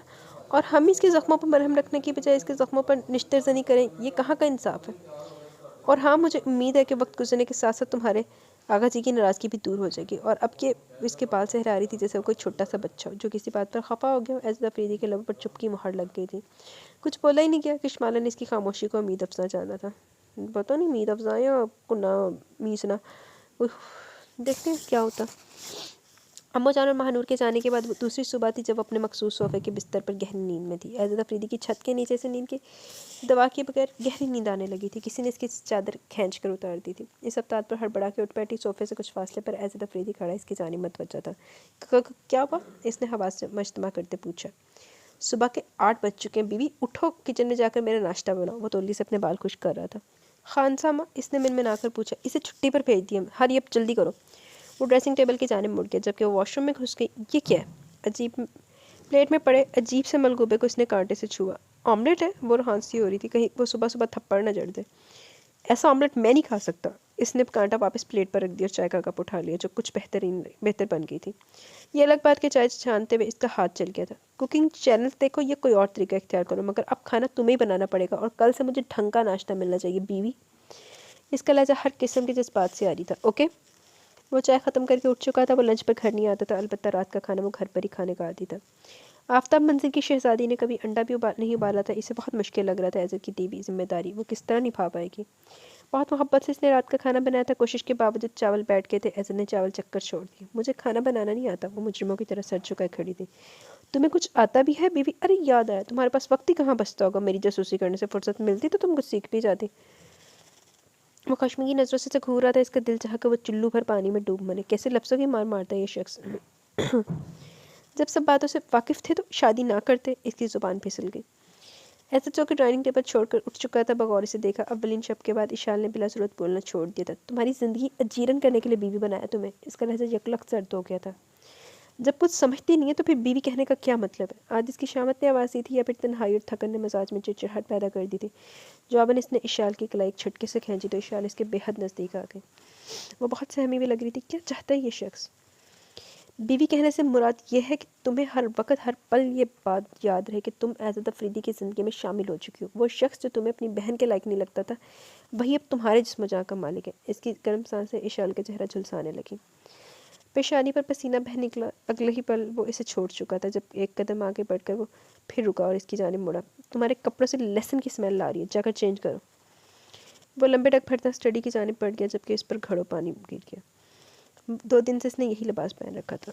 इस रोज़ एज़त के ऑफिस जाने के बाद इसने तमाम काम निपटाए और फिर फारिग होकर इसने अपना सामान एज़त के रूम के बराबर वाले रूम में शिफ्ट करना शुरू कर दिया। इसने सोचा कि जब घर में इतनी गुंजाइश है तो फिर इसे सोफे पर बेआराम होकर सोने की क्या ज़रूरत है। शाम तक वो इस काम से भी फारिग हो चुकी थी। नहाने के बाद इसने पिंक कलर का सूट मुंतखब करके पहना, जिसका दुपट्टा बेहद खूबसूरत था। गीले बालों को इसने खुला छोड़ दिया और लाउंज में सोफे पर बैठ गई। कर इसने मामा का नंबर मिलाया। बेल मुसलसल जा रही थी लेकिन वो कॉल रिसीव नहीं कर रही थी। यकायक इसके दिल में बेकरारी का मौसम उतर आया। किसी तौर चैन नहीं आ रहा था। इसने कुछ सोचकर अंकल रज़ा का नंबर मिलाया, जिसे तीसरी बेल पर ही उठा लिया गया। अंकल, मम्मा कॉल रिसीव नहीं कर रही। सलाम के बाद इसने पूछा, बेबी आज मैडम की तबीयत काफ़ी ख़राब है। अंकल रज़ा की इतला पर इसका दम अटकने लगा। कल काफ़ी बेहतर थी। इनसे मिलने गेस्ट भी आए थे। इस वक्त वो इंजेक्शन के ज़रिए असस हो रही हैं। तबीयत ज़्यादा ख़राब है? इसने बदिक्कत पूछा। जी बेटा, आप दुआ करें। अंकल रज़ा ने तसल्ली देने से एहतराज़ बरता। मामा से मिलने कौन आया था? इसने आंसू पीते हुए पूछा। सज्जल आई थी, इनके साथ इनके हस्बैंड और मैडम की मिस भी आई थी। अंकल रज़ा की बात सुनकर वह साख्त रह गई। बिलाखिर सज्जल को मॉम का ख्याल आ ही गया और फरी खाला का भी दिल भी नरम हो गया। इसने कुछ देर बात करके फ़ोन बंद कर दिया। इसका दिल मॉम के लिए तड़प रहा था। बेख्तियार इसकी आंखें बहने लगी। न जाने किसके जख्म से लहू रसने लगा था। उलझा उलझा सा वो घर में दाखिल हुआ। घर में पहले सुनाटे ने इसका इस्तकबाल किया। अमूमन इस वक्त किचन से आती खटपट की आवाज़ें लाउंज में फैली होती थी। गुलजार भी मुकर्रर वक्त पर अपने क्वार्टर में वापस जा चुकी थी, क्योंकि एज़त को अपनी मौजूदगी में घर में मुलाजमीन अच्छे नहीं लगते थे। इसने बैग डाइनिंग टेबल पर रखा और पलट कर लाउंज में आया। जहाँ अंधेरा छाया हुआ था, स्विच बोर्ड के करीब जाकर इसने बटन पुश किया तो लाउंज रोशनी में नहा गया। एज़त की तवक्को के मुताबिक वो लाउंज के सोफे पर एक पोजीशन में मौजूद थी। इसका एक पैर ज़मीन पर था और दूसरा सोफे पर, जबकि इसका चेहरा सोफे के हत्थे पर झुका हुआ था। इसका होले होले रास्ता वजूद बता रहा था कि वो ज़ोर शोर से आंसू बहा रही है। अब इससे क्या हुआ? इसने दिल में कहकर टाई की नॉट ढीली की और कोट उतार कर दूसरे सोफे पर रखा। ये क्या हो रहा है? इसने ज़रा कड़क आवाज़ में पूछा, मगर जवाब न आधारित। बीवी, मैं तुमसे कुछ कह रहा हूँ। अब के वो ज़रा नज़दीक होकर बोला, तभी वो चौंक कर सीधी होकर बैठी और फिर एज़त की जानिब नज़र उठाई। इसका आंसू से भीगा मतवरम चेहरा और सुरखनाक देखकर एज़त का दिल चारों शाने चित्त हो गया। इसने बेख्तियार नज़र फेर ली। रोते हुए वो पहले से बढ़कर हसीन लगती थी। इतने कोई आम लाइफ के कोई रो रहा हो तो रो के नाक के पकौड़े वगैरह हो जाती, तो उसकी शक्ल देखने के काबिल नहीं रहती और रो के हो हसीन लगती पीछे। मामा की तबीयत ज़्यादा ख़राब है। मेरे अंकल रज़ा से बात हुई है। वो इसे बताते हुए उंगलियों के पोरों से आंसू चुनने लगी। तुम्हें इनके पास जाना है?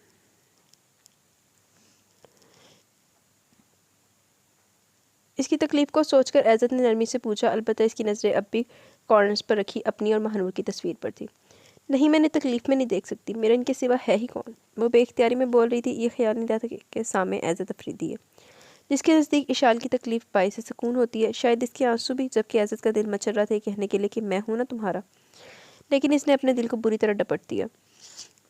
तुम्हारे आंसू इनकी तकलीफ में कमी नहीं करेंगे। अलबत्ता तुम्हारी दुआएं ज़रूर इनके काम आ सकती हैं। सो नमाज़ पढ़कर इनके लिए दुआ किया करो। उठो, जाकर मुँह हाथ धो, मैं भी फ्रेश होकर आता हूँ। एक नज़र इस पर डालता वो कोट उठाकर सीढ़ियों की जानिब बढ़ गया। ऐसा पहली बार नहीं हुआ था। इसका दिल इसके मद्दे मुकाबला आया था। ऐसा बारहा हुआ था। अक्सर शबों की तन्हाइयों में इसका दिल इशाल की गुर्बत के लिए मचलने लगता था, जिसे वो बेदर्दी से डपट देता था, या फिर इस वक्त जब वो इसे खाना सर्व कर रही होती थी। और ऐसे में खाना खाते हुए एज़त की निगाह इसकी हथेली के आबले पर पड़ जाती तो इसका दिल हर चीज़ से उचाट हो जाता। इसे लगता था कि वह दोहरे महाज पर नबरत आज़मा है। कभी कभी इंतकामी जज्बा इस कदर ज़ोरावर तरीके से हमलावर होता कि वो सोचता था कि इशाल के लिए सांस लेना भी दोभर कर दे। अजीब दोहरी कैफियत का शिकार था वो इन दिनों। फ्रेश होकर जब वो नीचे आया तो इशाल साहिल तैयार कर चुकी थी। चाय का मग थमाते हुए एज़त को बगौर देखा, जो ब्लू जीन्स और ब्लैक शर्ट में कहीं जाने के लिए तैयार नजर आ रहा था। चाय ख़त्म करके वो उठ खड़ा हुआ। मैं एक काम से जा रहा हूँ, डिनर बाहर ही करूँगा। अमूमन वैसे अपनी आमदरफ्त के बारे में बताना ज़रूरी नहीं समझता था, आज इशाल को पतला पतला सा लगा था। वो नहीं जानती थी कि एज़त अफरीदी के दिल का मौसम बदलने लगा। इशाल ने इस बात में सर हिला दिया। एज़त इसकी जानिब देखे बगैर दरवाजे की जानिब बढ़ता चला गया। मैं बात इसका चेहरा पैरों की जंजीर बन जाए। एज़त के जाने के बाद इसने चाय पी और फिर खाली बर्तन लेकर किचन में आ गई। रात के खाने के नाम पर वो सिर्फ सालन बना पाई थी। अब जबकि एज़त रात का खाना बाहर खाने वाला था तो इसने सोचा वो खुद ब्रेड और सालन का डिनर कर लेगी। नखरे वो भुला चुकी थी। लेडी मारिया किस तरह इसके आगे पीछे फिरती थी कि वो कुछ खा ले। इसके लिए कुछ ना कुछ स्पेशल बनाती रहती थी। बेदिली से चाय के खाली बर्तन धोकर कमरे में आ गई। सर भारी हो रहा था। इसने सर दर्द की एक टैबलेट ली और फिर आफ्ताब मंजिल फ़ोन किया, जहाँ माँ लेडी मारिया अब भी अपने फ़राइज़ की अंजामदही के लिए मौजूद थी। लेडी मारिया से बातें करके इसका दिल काफ़ी हल्का हो गया। रात के खाने के बाद वो नए सेट के कमरे में आ गई। मॉम के बारे में सोचते न जाने कब वो नींद की वादियों में पहुंच चुकी थी। कमरे में दाखिल होकर एक अजीब से एहसास ने इसे छुआ था। कुछ कमी सी थी जो इसे खटक रही थी। इसने रुख बदला। वो सोफ़ा जहाँ इस वक्त वो सोई हुई होती थी वो खाली था। इसे लगा वो सोफ़ा भी इस नाजुक से वजूद से महरूमी का मातम कर रहा हो। सेंटर टेबल पर कोई किताब भी नहीं थी। अक्सर वो सोने से पहले कुछ देर मुताला करती थी। कहाँ गई? वो सोचते हुए ड्रेसिंग रूम में कपड़े चेंज करने चला गया। आज का दिन इसका बहुत बुरा गुजरा था और फिर ये लड़की भी तो शाम से आजमाइश बनी हुई थी। नाइट सूट पहनकर इसने खुद पर स्प्रे किया और बाल ब्रश करके वो कमरे से बाहर आ गया। वो किचन में भी नहीं थी। अचानक इसे किसी ख्याल ने छुआ तो वो वापस ऊपर अपने अपने रूम के बराबर वाला दरवाज़ा खोलकर अंदर दाखिल हुआ। सामने का मंजर देखकर इसके लबों से एक सर्द आह बरामद हुई। कमरे की लाइट चल रही थी और बेड पर गहरी नींद सोई हुई थी। इसके सोने का तौबा शिकन अंदाज एज़त के दिल में हलचल मचाने लगा। तब वो इसे उठाने का इरादा तर्क करके लाइट ऑफ करते ही कमरे से बाहर निकल गया आया। सुबह नाश्ते की मेज़ पर एज़त का मजाज हद दर्जा बरहम था। इशाल को अपनी शामत सर पर नजर आने लगी। कदरे बेहतर बने आमलेट की प्लेट इसने दूर खिसका दी थी। एप्पल जूस बना दो। तेरे नखरे चुका नस्ते रह गई हो। मुखबार की सुर्खियां पढ़ने लगा। टेबल पर मामूली सी गर्द नजर आने पर वो कुछ देर पहले गुजार की खिंचाई कर चुका था, जो कि अभी अपने क्वार्टर में वापस आ चुकी थी। इशाल ने एप्पल जूस से भरा ग्लास इसके आगे रखा, जिसे वो घूंट घूंट करके पीने लगा। रात कहाँ थी बीवी? जूस खत्म हो चुका था। नजर अखबार पर थी जबकि लफ्ज़ों की धार का रुख इशाल की जानिब था। मैंने अपना सामान दूसरे बेडरूम में शिफ्ट कर लिया। वो उंगलियां चटका रही थी। किससे पूछा था तुमने? अखबार साइड पर करके इसने इशाल को देखा, स्याह सूट में, जिसका चेहरा चांद की मानी दमक रोशन था। मुझे सोफे पर बेसुकूनी महसूस होती थी, इसलिए। इसने बिना सोचे समझे अपनी तकलीफ बता दी। इशाल की बात सुनकर वो अपनी जगह से उठ खड़ा हुआ, 2 कदम आगे बढ़ा और इसके नज़दीक आ खड़ा हुआ। तुम्हारा क्या ख्याल है मैं तुम्हें यहाँ क्यों लाया हूँ? मैंने तुम्हें अपनी ज़िंदगी में शामिल इसलिए किया कि तुम मैं बेसुकून कर सकूं, क्योंकि तुम्हारा सुकून देकर मैं बेसुकून होने लगता हूँ। सिर्फ तुम्हारी वजह से आगा जी अब तक मुझसे खफा है। इससे जवाब न पाकर वो खुद शुरू हो गया। इशाल जो कि पहले ही जरी की वजह से परेशान थी, एज़त के लगाए गए इल्ज़ामात इसका ज़बत तोड़ गए। आपने गलती की थी, आपको इसी गलती की सज़ा मिली है। Just shut up. मैंने कोई गलती नहीं की। एक अच्छा काम किया था ये सोचकर कि सबको बेखबर रखा कि नेकी दाएं हाथ की खबर ना हो, मगर ये महदूद सोच रखने वाला माशरा, इसने मेरी नेकी को भी मेरा गुनाह बना डाला। और इस काम में जो किरदार तुमने अदा किया, इसे तो मैं भूल ही नहीं सकता। इशाल अफरीदी, तुम्हें इसकी पूरी ज़िंदगी सज़ा मिलेगी, और ये भी तुम्हारी सज़ा का हिस्सा कि तुम मेरे कमरे में रहो और बेसुकून रहो। वो कुर्सी को ठोकर मारकर आगे बढ़ गया। इसके जाने के बाद इशाल ने बेदिली से नाश्ता किया। बाज़-औक़ात वो इसे बहुत मसलूम लगता था, मगर मसलूम तो वो खुद भी थी। इसने कब एज़त से दुश्मनी निभानी चाहिए थी? हालात ही कुछ ऐसे हो गए जो एज़त के खिलाफ से आ रहे थे। वो तो बस इतना चाहती थी कि इसकी बहन की शादी के बाद खुश रहे। सज्जल की खुशियाँ बचाते वो खुद किस कदर तन्हा हो गई थी। अपनी ज़िंदगी के हवाले से तो इसने कभी भी बड़े बड़े ख्वाब नहीं देखे थे। बस इतना चाहती थी कि इसका हमसफ़र सिर्फ इसका होकर रहे। तकदीर ने जिस इसका हमसफ़र बनाया था वो किसी और का तो नहीं था, पर वो इसका भी नहीं था। छोटे छोटे काम समेटते हुए वो सोचों में घुल रही थी, तभी राबेल आ गई। बात तो उसकी सही है, उन्हें तो लोगों का फ़ायदा ही सोचा सी। लेकिन आजकल किसी ने भलाई का ज़माना नहीं है। आपसे मिलने का बहुत दिल चाह रहा था, इसलिए मैंने सुबह लाला को एसएमएस किया कि मुझे भाभी से मिलने जाना। सो इन्होंने गाड़ी भिजवा दी। वो इसके गले लगी हुई थी। अच्छा कि तुम आ गई, मेरा भी तुमसे मिलने को जी चाह रहा था। फातिमा खाला ने मुझसे कहा था कि शाम में चली जाना, लेकिन मैंने मना कर दिया। फातिमा खाला? इसने सवालिया अंदाज इख्तियार किया। फातिमा खाला मेरे साथ रहती हैं। इशारे से साथ लेकर किचन में आ गई और चूल्हे पर चाय का पानी रखने लगी। राबेल, दोपहर के खाने में क्या पसंद करोगी? इसने पूछा। आज मैं आपको अपने हाथ से बनाकर दाल चावल खिलाऊंगी, जो कि लाला को भी बहुत पसंद है। वो बहुत बात होनी थी। इशार ने चाय तैयार की। इतने में राबेल ने दाल चूल्हे पर चढ़ा दी। इसके हाथ में इसकी ज़ुबान की तरफ बर्क रफ्तारी से चल रहे थे। चाय लेकर दोनों लाउंज में आ गए। कल मेहमानों से मिलने के बाद लाला बहुत डिस्टर्ब हो गए थे। राबेल का लहजा एकदम अफसरदा हो गया। इसे कुछ समझ में नहीं आ रहा था वो इसे क्या जवाब दे और क्या सवाल करे। हैरा के दिल में कई सवाल मचल रहे थे। लाला ने मुझे बताया था कि इन्होंने मेरे बारे में आपको कुछ भी नहीं बताया। भाभी, मैं आपसे सब कुछ शेयर करना चाहती हूँ। इसने तौक़ुफ़ किया तो ईशान ने इस बात में सर हिला दिया। भाभी, बात इस वक्त शुरू हुई जब कराची के इंडस्ट्रियल एरिया की एक गारमेंट फैक्ट्री में इस वक्त आग लग गई, जब वो वहाँ सैकड़ों वर्कर्स काम में मसरूफ़ थे। इशाल को इसकी आंखों की नमी बेचैन करने लगी। राबेल का लहजा खोया खोया सा था। हमारे मोहल्ले के तकरीबन तमाम लोग इसी फैक्ट्री में काम करते थे। जब आग लगी तो सब लोग फैक्ट्री में मौजूद थे। अम्मा, अब्बा और हारिस के जनाजे देखकर मैं बेहोश हो गई। कतरा कतरा आंसू इसकी आंखों से टपक रहे थे। फातिमा खाला पहले गम से निढाल थी। इनकी बेवकी का सहारा था इनका सुहेल, जिसका जनाजा घर से निकला था, और इसके बाद वो मुझे अस्पताल लेकर गई थी। क्योंकि मुझे होश नहीं आ रहा था अस्पताल में, मुझे होश तो आ गया पर मेरी हालत अबतर थी। लाला अस्पताल में किसी काम से आए थे। इशाल दम सादे सुन रही थी। मेरी चीखों ने लाला को मतवज्जा किया था। मेरे हालात जानकर इनको बहुत दुख पहुंचा था। इन्होंने मेरे सर पर अपना दस्ते शफ़क़त रख दिया। फातिमा खाला और मेरी कफ़ालत की जिम्मेदारी बिना कहीं इन्होंने अपने कंधों पर उठा ली। इन दिनों वो छुट्टियां गुजारने पाकिस्तान आए थे। वापस जाने से पहले इन्होंने एक अच्छे इलाके में हमारी रहाइश का इंतज़ाम भी कर दिया। खाला और मेरे नाम इन्होंने जॉइंट अकाउंट खुलवा दिया। इंग्लैंड वापस जाकर भी वो टेलीफोन पर हमारी खबरगिरी करते रहे। अब चूँकि मेरा BA कंप्लीट हो गया तो लाला की ख्वाहिश है कि मेरी शादी हो जाए, इसलिए खाला की कोशिशों से कल घर पर कुछ खास मेहमान आए थे। राबेल ने तौक़ुफ़ किया। इशाल सांस रोके इसे सुन रही थी। ये सब तो इसके वहम गुमान में भी नहीं था। फिर क्या हुआ राबेल? राबेल की खामोशी ने उसे मुस्तरब कर दिया। भाभी, इन खवातीन की बातों से लाला बहुत हर्ट हुए हैं। वो खातून जो लड़के की वालदा थी कहने लगी कि अगर लाला ने नेक नियति से मेरी सरपरस्ती की है तो इन्हें तनहा ये जिम्मेदारी उठाने की बजाय इस कार्य खैर में अपनी वालदा या बीवी को भी शरीक करना चाहिए था, क्योंकि हमारा माशरा इतना एडवांस नहीं है। वो तो रिश्ते से इनकार करके चलेगी। लेकिन लाला खामोश हो गए थे। इन्होंने रात को खाना भी ठीक से नहीं खाया। भाभी, मैंने दुखी नहीं देख सकती। वो बहुत अफसरदा लग रही थी। डोंट वरी राबेल, सब ठीक हो जाएगा। तुम किचन में चलकर दाल देख लो, जल ना जाए। वो बदिक्कत बोली थी। इसे एज़त के मजाज की बरमी की वजह अब समझ में आ गई थी। बल्कि सारे पर्दे उठ चुके थे। अब एज़त अफरीदी के हवाले से इसके जहन में कोई उलझन बाकी नहीं रही थी। एक काम बाकी रहा था, एज़त अफरीदी से माफ़ी मांगने का। राबेल रात को ही वापस चली गई थी। ठीक है यार, इशाल ने गलत किया, लेकिन इशाल अकेली कसूरवार नहीं है, कसूरवार एज़त भी है।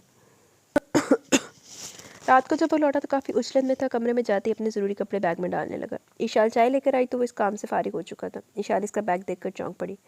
कहीं जा रहे हैं? इसने पूछा। लाहौर जा रहा हूँ। महानूर का फ़ोन आया था, अम्मो जान हॉस्पिटलाइज है। आगा से भी आउट ऑफ कंट्री है, इसलिए मेरा वहाँ जाना ज़रूरी है। वो जाने किस जज्बे के तहत तफसील से बता रहा था। मैं भी चलूँ? इशाल ने सादगी से पूछा। नहीं, इसका लहजा स्पार्ट था। गुलजार को अपने पास बुलाना ताकि तुम्हें कोई परेशानी ना हो। वो चाय का खाली मग रख कर उठा और फिर कुछ ख्याल आने पर इसने जीन्स की जेब से अपना वॉलेट निकाल कर इसमें से कई नीले नोट खींच कर निकाले और फिर बिना कुछ कहे साइड टेबल पर रख दिए। इसके बाद वो अपना बैग उठाकर बाहर निकल गया बिना खुदा हाफिज़ कहे।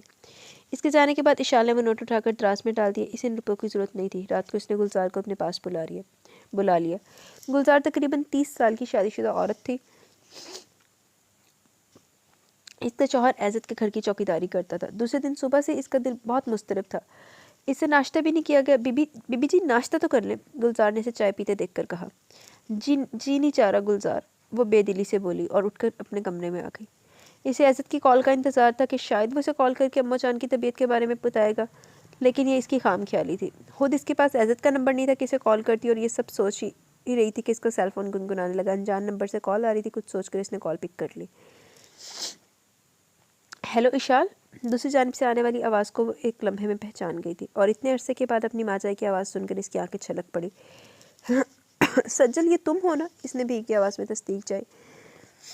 इशाल, मैं तुम्हें कुछ बताना चाहती हूँ। सज्जल का घबराया हुआ अंदाज महसूस करके इशाल सहम गई। इशाल, मेरी बात सुनो। मॉम ने सुसाइड कर लिया, वो भी इस दुनिया में नहीं है। दूसरी जानिब शायद वो भी रो रही थी, जबकि इशाल इसी तरह बैठी की बैठी रह गई। ये क्या किया मम्मा आपने? दुनिया से जाते जाते भी आपने गलती कर ली। खुदकुशी हराम है। क्यों किया मम्मा आपने ऐसा? वो दिल ही दिल में ज़री से मुखातिब थी, जिसका अब इस दुनिया से राब्ता ख़त्म हो चुका था, और अब वो इशाल के किसी भी सवाल का जवाब नहीं दे सकती थी। इसके आंसू तेज़ी से बह रहे थे। इस शिद्दत से अपनी कमाई का एहसास हो रहा था। कोई भी तो नहीं था इसके पास जिसे जज्बाती सहारा देता, इसे अपनी शफीक बाहों में थाम लेता, इसका दुख अपने दिल पर महसूस करता। किस कदर तन्हा हो गई हूँ मैं, इसने कुरला कर सोचा। फिर वो गुलजार को घर का ख्याल रखने का कहकर आफ्ताब मंजिल आ गई। आफ्ताब मंजिल के मुलाजमीन तक भी खबर पहुंच चुकी थी कि इनकी मालकिन इस जहाने पानी से रुखसत हो चुकी है। आफ्ताब मंजिल के दरो दीवार पर सोगवारी तारी थी। जरी जिस कदर भी बेरारवी का शिकार थी, मुलाजमिन के साथ इसका रवैया इतना ही अच्छा था। तभी सबकी आंखें पुरनम थी। लेडी मारिया से देखते लपक कर इसकी जानिब आई थी और इसे अपनी बाहों में थाम लिया। बेबी मैम हमें छोड़कर चली गई। इसका गला बैठा जा रहा था, कुछ कहा भी नहीं जा रहा था। लाउंज में भी चांदनियों पर इलाके की चंद खवातीन मौजूद थी। लेडी मारिया, आप अंकल रज़ा को कॉल करके पूछें वो मामा को लेकर कब आएंगे। लेडी मारिया ने इसे रन से देखा और बोलने लगी, रज़ा साहब से मेरी बात हो चुकी है। डॉक्टर्स का कहना है कि मैम की तदफीन इधर ही कर देना ही मुनासिब है, यहाँ लाना मुनासिब नहीं। सज्जल और इनके हस्बैंड इधर ही हैं। सज्जल से मेरी बात हुई है, वो तदफीन के बाद हमें इत्तला दे देंगे। लेडी मारिया की बात सुनकर वो हारे हुए कदमों से चांदनी पर आकर बैठ गई। इसे याद था कि जब डैड की डेथ हुई थी तो इसकी वक्त मामा ने दादी और ताया जी के आने से पहले डैड की तदफीन करवा दी थी। दादी आखिरी बार अपने पेट पे आ रहे बेटे का चेहरा छू कर नहीं देख पाई थी। ना ही ताया जी अपने लाडले भाई का आखिरी दीदार कर पाए थे। अब यही सब मॉम के साथ होने जा रहा था। इनकी लाडली ईशाल अब इन्हें कभी देख नहीं पाएगी, इनका आखिरी दीदार नहीं कर सकेगी। आखिरी बार इन्हें छूकर इनका लमस अपनी पोरों पर महफूज नहीं कर सके पाएगी। जरी का हल्का हिबाब काफ़ी वसी था। जैसे जैसे लोगों को इल्म हो रहा था वो ताज़ियत के लिए पहुंच रहे थे। ख़वातीन आपस में इसकी बीमारी के हवाले से चहमगोइयाँ भी कर रही थी। दादी के साथ ताया जी और ताई अम्मी को देखकर इसका ज़बर टूट गया। फिर वो जो दादी की बाहों में बिखर कर रोई तो इसे संभालना मुश्किल हो गया। आप सब मुझसे खफा होंगे और मम्मा भी मुझसे रूठ की। दादी मैं बहुत तन्हा हो गई। नहीं मेरी बच्ची, कोई तुझसे खफा नहीं, हम सब तेरे साथ है बेटा। दादी की बूढ़ी आंखों से आंसू बह रहे थे। वो इनके आफ्ताब की निशानी थी। बदगुमानी ने इनकी आंखों पर दबेस पर्दे डाल दिए थे। हालांकि राबेल और इज़्ज़त के ताल्लुक के बारे में तो इन्हें कुछ अर्सा बाद ही पता चल गया था, पर जब जरी के ज़रिए ने यह पता चला कि इशाल की शादी इज़्ज़त से हो रही है तो फिर वो कुछ और सोच ही नहीं पाई। ठीक इसके अलावा कि इशाल ने अपनी ख्वाहिश को पाने के लिए सज्जल और इज़्ज़त की मंगनी ख़त्म करवाई थी। हकीकत तो इन्हें 2 रोज़ पहले सज्जल ने फ़ोन पर बताई थी कि इशाल की शादी जरी की ज़िद का नतीजा थी, कि इशाल बेकसूर थी। ना हक इन्होंने इसे कतई ताल्लुक़ किया, इसे अपनी दुआओं से दूर किया। इज़्ज़त नहीं है? ताया जी पूछे तो वह शर्मसार हो गई। अम्मो जान हॉस्पिटलाइज है, इज़्ज़त इनके पास लाहौर गया इनके पास। ताया जी इसकी बात सुनकर लॉन की जानिब बढ़ गए जहाँ पर मर्दों के बैठने का इंतजाम था। दूसरी सुबह सज्जल का फ़ोन आया। इसने बताया कि जरी की तदफीन कर दी गई है। ताया जी ने भी मुकामी मस्जिद में जरी की गायबाना नमाज जनाजा अदा करवाई थी। इज़्ज़त की कोई खबर नहीं थी, ना ही इशाल ने इससे कोई रब्ता किया था। 4 रोज़ बाद ताया जी वापसी के सफ़र के लिए तैयार थे। ताया जी ने इससे कहा कि वो भी इसके साथ लाहौर चले। दादी और ताई जी ने भी ताया जी के साथ वापस जा रही थी। इशाल ने मुनासिब अल्फाज में इनकार कर दिया। किस हक से वो इज़्ज़त के बाप के घर जाती, जब इज़्ज़त ने इसे कोई हक दिया ही नहीं था, बल्कि इसे तो ये भी मालूम नहीं था कि इज़्ज़त वापस लौट चुका है, ये अब तक लाहौर में है। इज़्ज़त से शादी के वक्त इसने सोचा था कि हालात साजगार होते हुए इज़्ज़त से अलहदगी इख्तियार कर लेगी, पर अब ऐसा मुमकिन ना था, क्योंकि अनजाने में वो कठोर शख्स इसके दिल का मालिक बन बैठा था। इन लोगों को जो कि इसे बहुत प्यारे थे, इन्हें गेट तक रुखसत करके वो अपने कमरे में आ गई और पर्दे समेटकर खिड़की में आ खड़ी हुई। इसकी सोचें तितलियों की तरह बिखरने लगी। बस कुछ ही दिनों की बात है, फिर इस घर में वीरानियां डेरा डाल लेंगी, सुनाटे गुनगुनाया करेंगे, खामोशी महवे रक्स होगी। उदासी दरो दीवार का दामन थाम लेगी। वो खिड़की में खड़ी सोच रही थी। अकब में आहट हुई तो इसने मुड़कर देखा। लेडी मारिया खड़ी थी। वो भी 1 हफ्ते के बाद सखर वापस से आ रही थी। वहाँ इनकी बहन रहाइश पजीर थी। लेडी मारिया का इनके पास ही रहने का इरादा था। क्या बात है लेडी मारिया, इसने पूछा। बेबी ये लिफाफा मैम अमेरिका जाने से पहले आपके लिए दे गई थी। लेडी मारिया ने लिफाफे से थमाया। लिफाफा हाथ पे लेते इशाल बेचैन सी हो गई। आप चाहिए मैं देख लूँगी। लेडी मारिया के जाने के बाद वो बेड पर आ बैठी। क्या है इसमें? इसका दिल कांपने लगा। लिफाफा खोलकर इसने लिफाफे में मौजूद कागज़ बाहर निकाला। नीली रोशनाई में लिखी तहरीर मॉम की लिखाई में थी। डियर इशाल, जब ये ख़त तुम तक पहुँचेगा यकीनन मैं दुनिया छोड़ चुकी होंगी। आज मैं तुमसे कुछ कहना चाहती हूँ। कोशिश करना कि सच्चाई जानने के बाद तुम मुझे माफ़ कर सको। मैंने बहुत बड़ा गुनाह किया। मैं आफ्ताब को अपनी उंगलियों के इशारों पर चलाना चाहती थी। मुझे लगा कि मैं नाकाम हो गई हूँ। आफ्ताब ने मेरी मर्जी जानना बिल्कुल छोड़ दिया था, ख़ासतौर पर जब इसने मुझसे पूछे बिना सज्जल को तुम्हारे ताया जी को दे दिया। तब मैं बहुत दिल बर्दाश्त हुई। बिजनेस के मामलात में वो मनमानी करने लगा था। तब एक रोज़ मैंने इसे दूध में जहर मिलाकर दे दिया ताकि मैं आज़ादी से बिना किसी रोक टोक के अपनी मनपसंद ज़िंदगी गुजार सकूँ, क्योंकि इसे मेरी सोशल एक्टिविटीज़ भी नागवार गुजरने लगी थी। अब मुझे एहसास होता कि मैंने कितना बड़ा गुनाह किया, अपने हाथों से अपना सुहाग उचाट लिया। मैं जानती हूँ सच्चाई जानकर तुम्हें झटका लगेगा, लेकिन अगर हो सके तो मुझे माफ़ कर देना, तुम्हारी गुनाहगार माँ। किस कदर गंदी औरत थी ये वैसे ना। चल यार, ठीक है, वैसे तो बड़ी बनी पड़ती थी कि तुम्हारे बाप के जाने के बाद मैंने ये किया वो किया, तो यार अपने हस्बैंड को कत्ल कर दिया इसने सिर्फ इस वजह से कि इसकी अब सुनता नहीं था। लाख लानत ददी होता थे ददी तो ऐसे ना संसार करना चाहिए, लेकिन इसका अंजाम भी सही हुआ। ऐसे लोगों का ऐसे ही अंजाम होता है। इसके अंजाम पे बिल्कुल कोई दुख वाली बात नहीं लगी मुझे। विशाल को लग रहा था कि जैसे इसके हाथ में कागज़ नहीं बल्कि कोई जहरीला नाग है जिसे डस चुका है। इसने कागज़ को दूर फेंक दिया। इसे पता ही नहीं चला कि वो रो रही थी। वो चीख चीख कर रोना चाहती थी। इसे कुछ समझ में नहीं आ रहा था कि इसके साथ क्या हो रहा है। इसने तकिए में मुँह दिया और रोने लगी। इतना तो वो जानती थी कि इसकी माँ अच्छी औरत नहीं है, पर इस कदर बुरी औरत होगी कि वो नहीं जानती थी कि वो अपने हाथों अपनी ही औलाद को यतीम करने का सबब बनेगी, इसे बाप से महरूम करने की वजह बनेगी। बहुत देर होने के बाद इसके हवास बहाल हुए थे। इशाल ने वो कागज़ उठाकर बारीक पुर्जों में तब्दील किया और इसे वॉशरूम में जाकर बहा दिया। वो नहीं चाहती थी कि इसके वालिदैन का नए सिरे से तमाशा लगे। ये अलग बात थी कि इसे ऐसा लगता था कि इसके दिल पर कोई वज़नी बोझ आ गिरा और अब इस बोझ को इसके मरते दम तक उठाना था। इसका दम घुट रहा था, सो वो कमरे से बाहर निकल आई। टेरेस पर आकर वो गहरे गहरे सांस लेने लगी। रात अपने पर फैला चुकी थी। अगली शब का चांद डूब चुका था, अलबत्ता तारे अपनी रोशनी से अंधेरा दूर करने की तगोदो में मसरूफ़ थे। गहरे सांस लेते हुए वो मरमरी बेंच पर आ बैठी। पैर ऊपर करके इसने चेहरा दोनों घुटनों के दरमियान में रख लिया। इस तरह बैठने से सुकून मिल रहा था। न जाने कितनी देर वो इसी तरह बेहिस्सो हरकत बैठी रहती।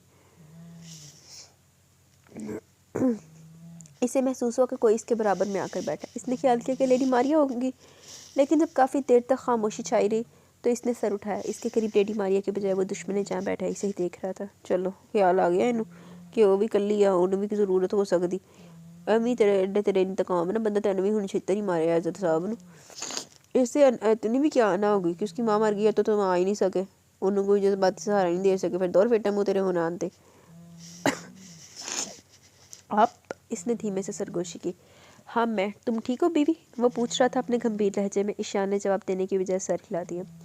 अलबत्ता इसकी आंखों में चमकता हुआ पानी एज़द अफरीदी की नज़रों से पोशीदा नहीं रह सका। बहुत कोशिश की मैंने, लेकिन फिर भी मुझे आने में देर होगी, इसने कहा।